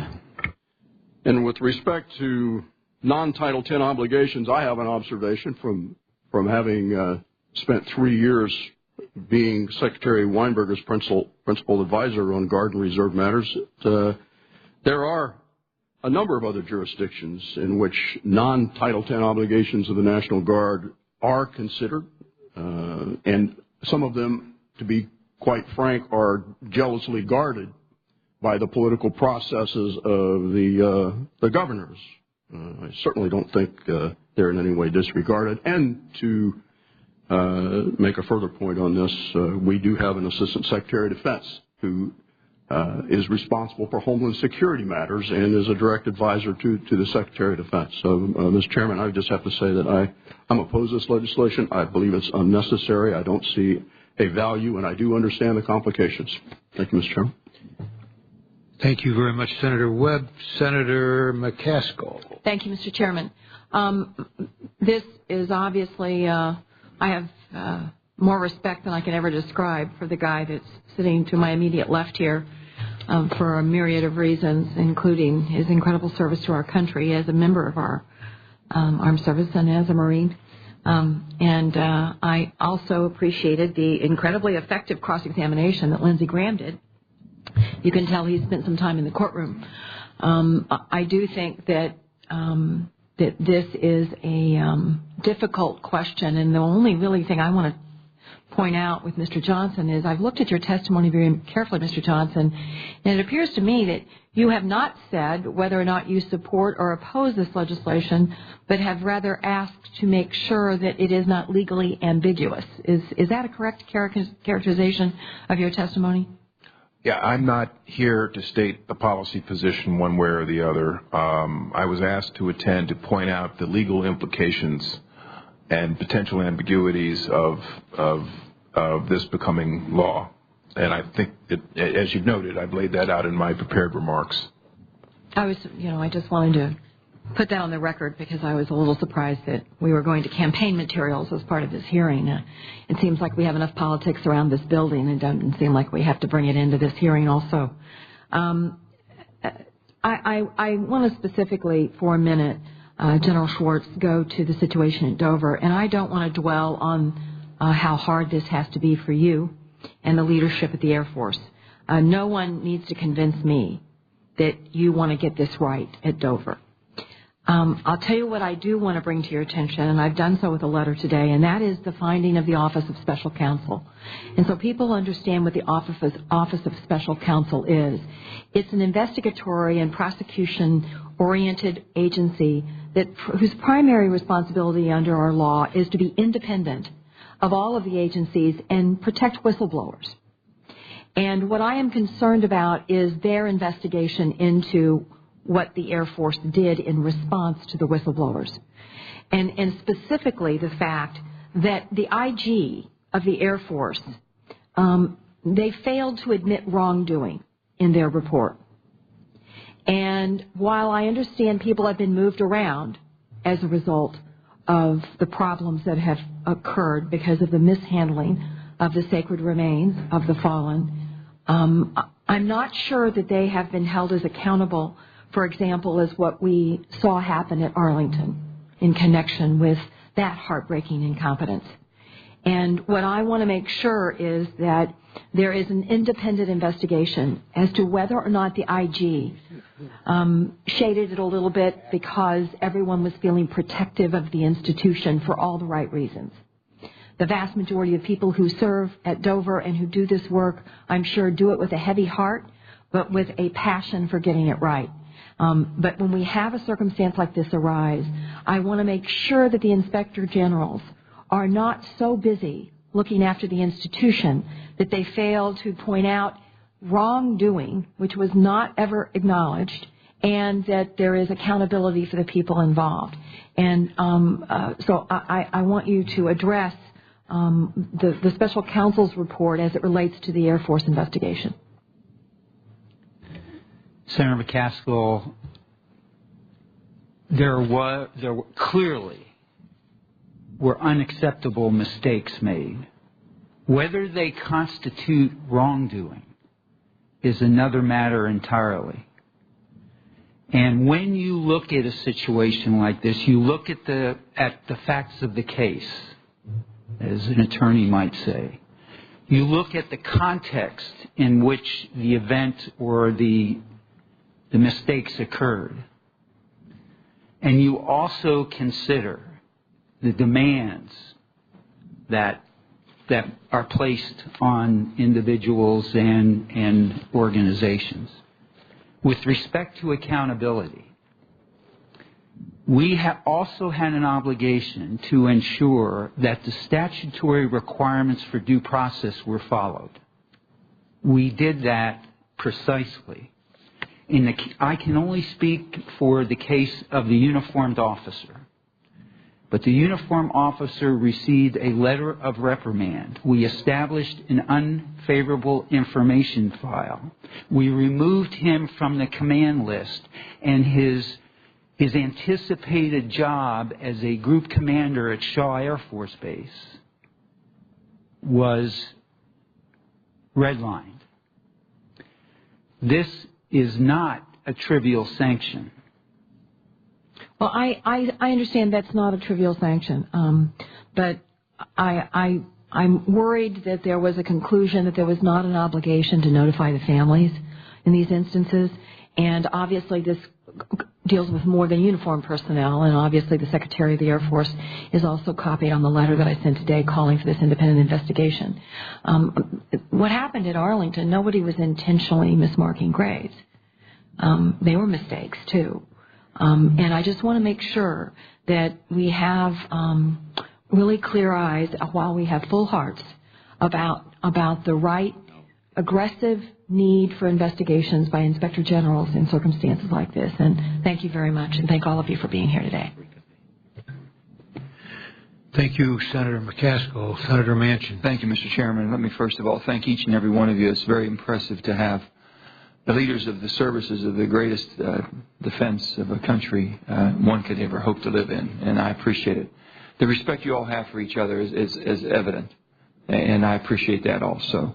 I must say that my experience as the governor, which I think is the greatest honor that I could ever have bestowed upon me as a citizen of the great state of West Virginia, is to be governor of my great state, and also with that having a close relationship with my Guard. And that close relationship, you get a title as governor, which is commander-in-chief, which is a little bit much, if you will. But I can assure you that watching the performance of my Guard and the Guardsmen I've met all over this country is unparalleled to anything I've been witness to.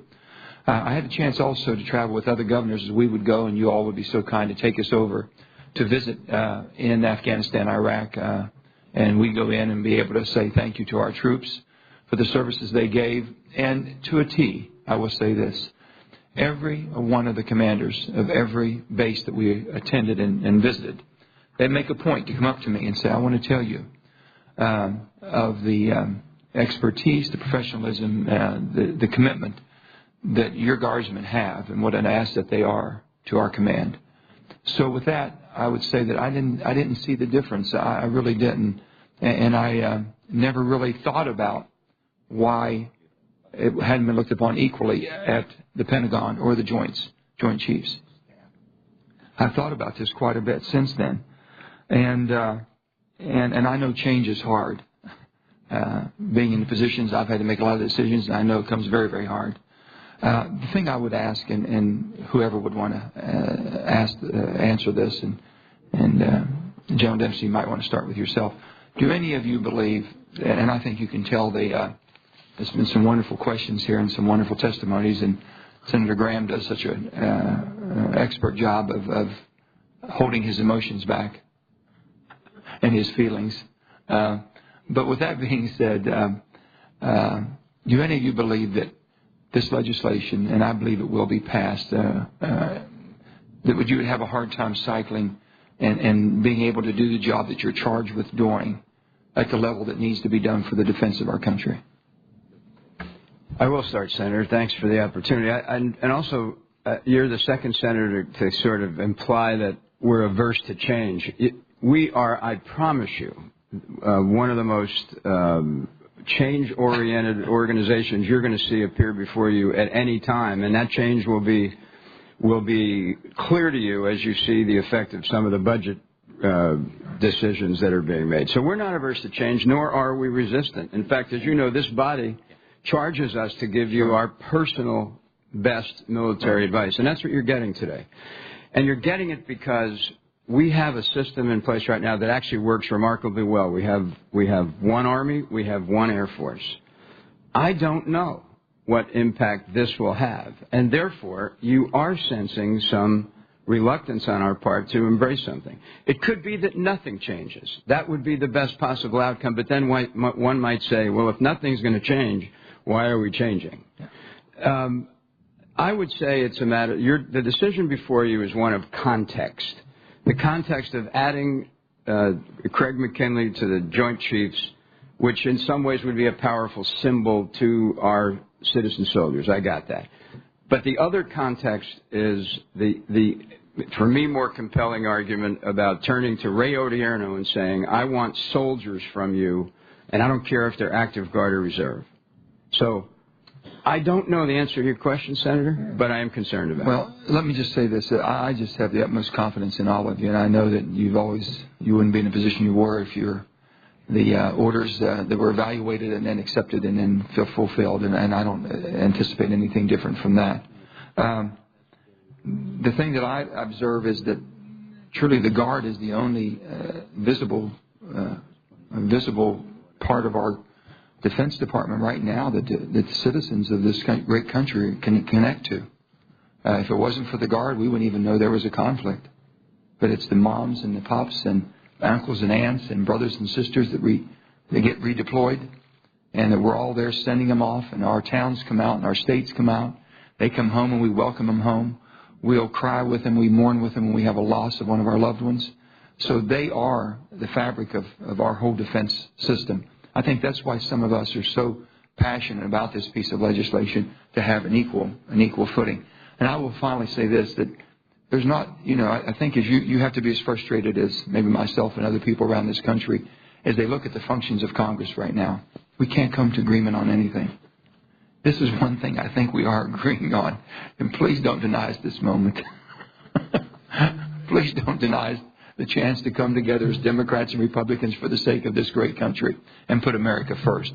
And that's what we're asking. So with that, we might respectfully disagree, but we sure do respect, and hopefully that you know that we respect you at the highest levels. We want to thank you, and we hope you would consider this legislation. I want to encourage the chairman to make sure that our majority leader, knows how important it is for this piece of legislation. I'm sure this will be an amendment to that legislation, but for this bill to move forward, I know you've been working diligently, sir, and I support you 100%. We got to get this bill, and I support the Guard being a full standing member. Thank you so much. Thank you, Senator Manchin. This has been a very important hearing. We obviously have very divided views on this committee. And I assume that I hope we get the bill to the floor. I hope we get it to the floor by the end of before we get to Thanksgiving. In any event, we have commitments that our bill will be coming to the floor, and I'm sure there will be an amendment, and I'm sure there will be a very vigorous debate on an amendment on this particular issue.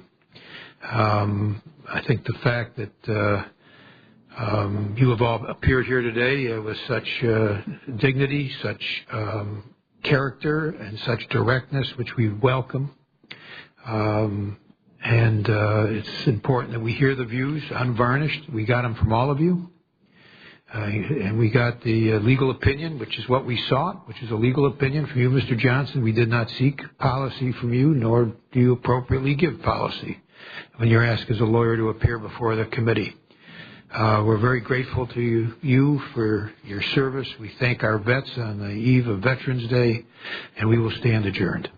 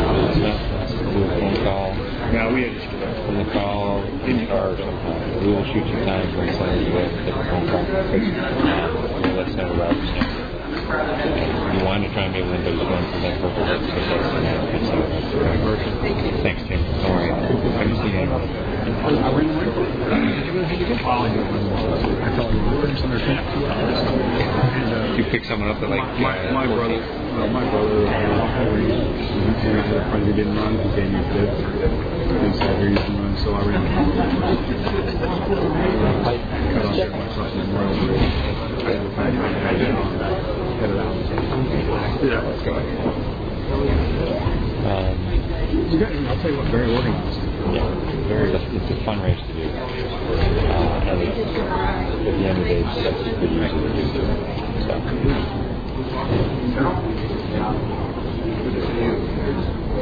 I think you want that one, man. I think they were all organized. I got a picture.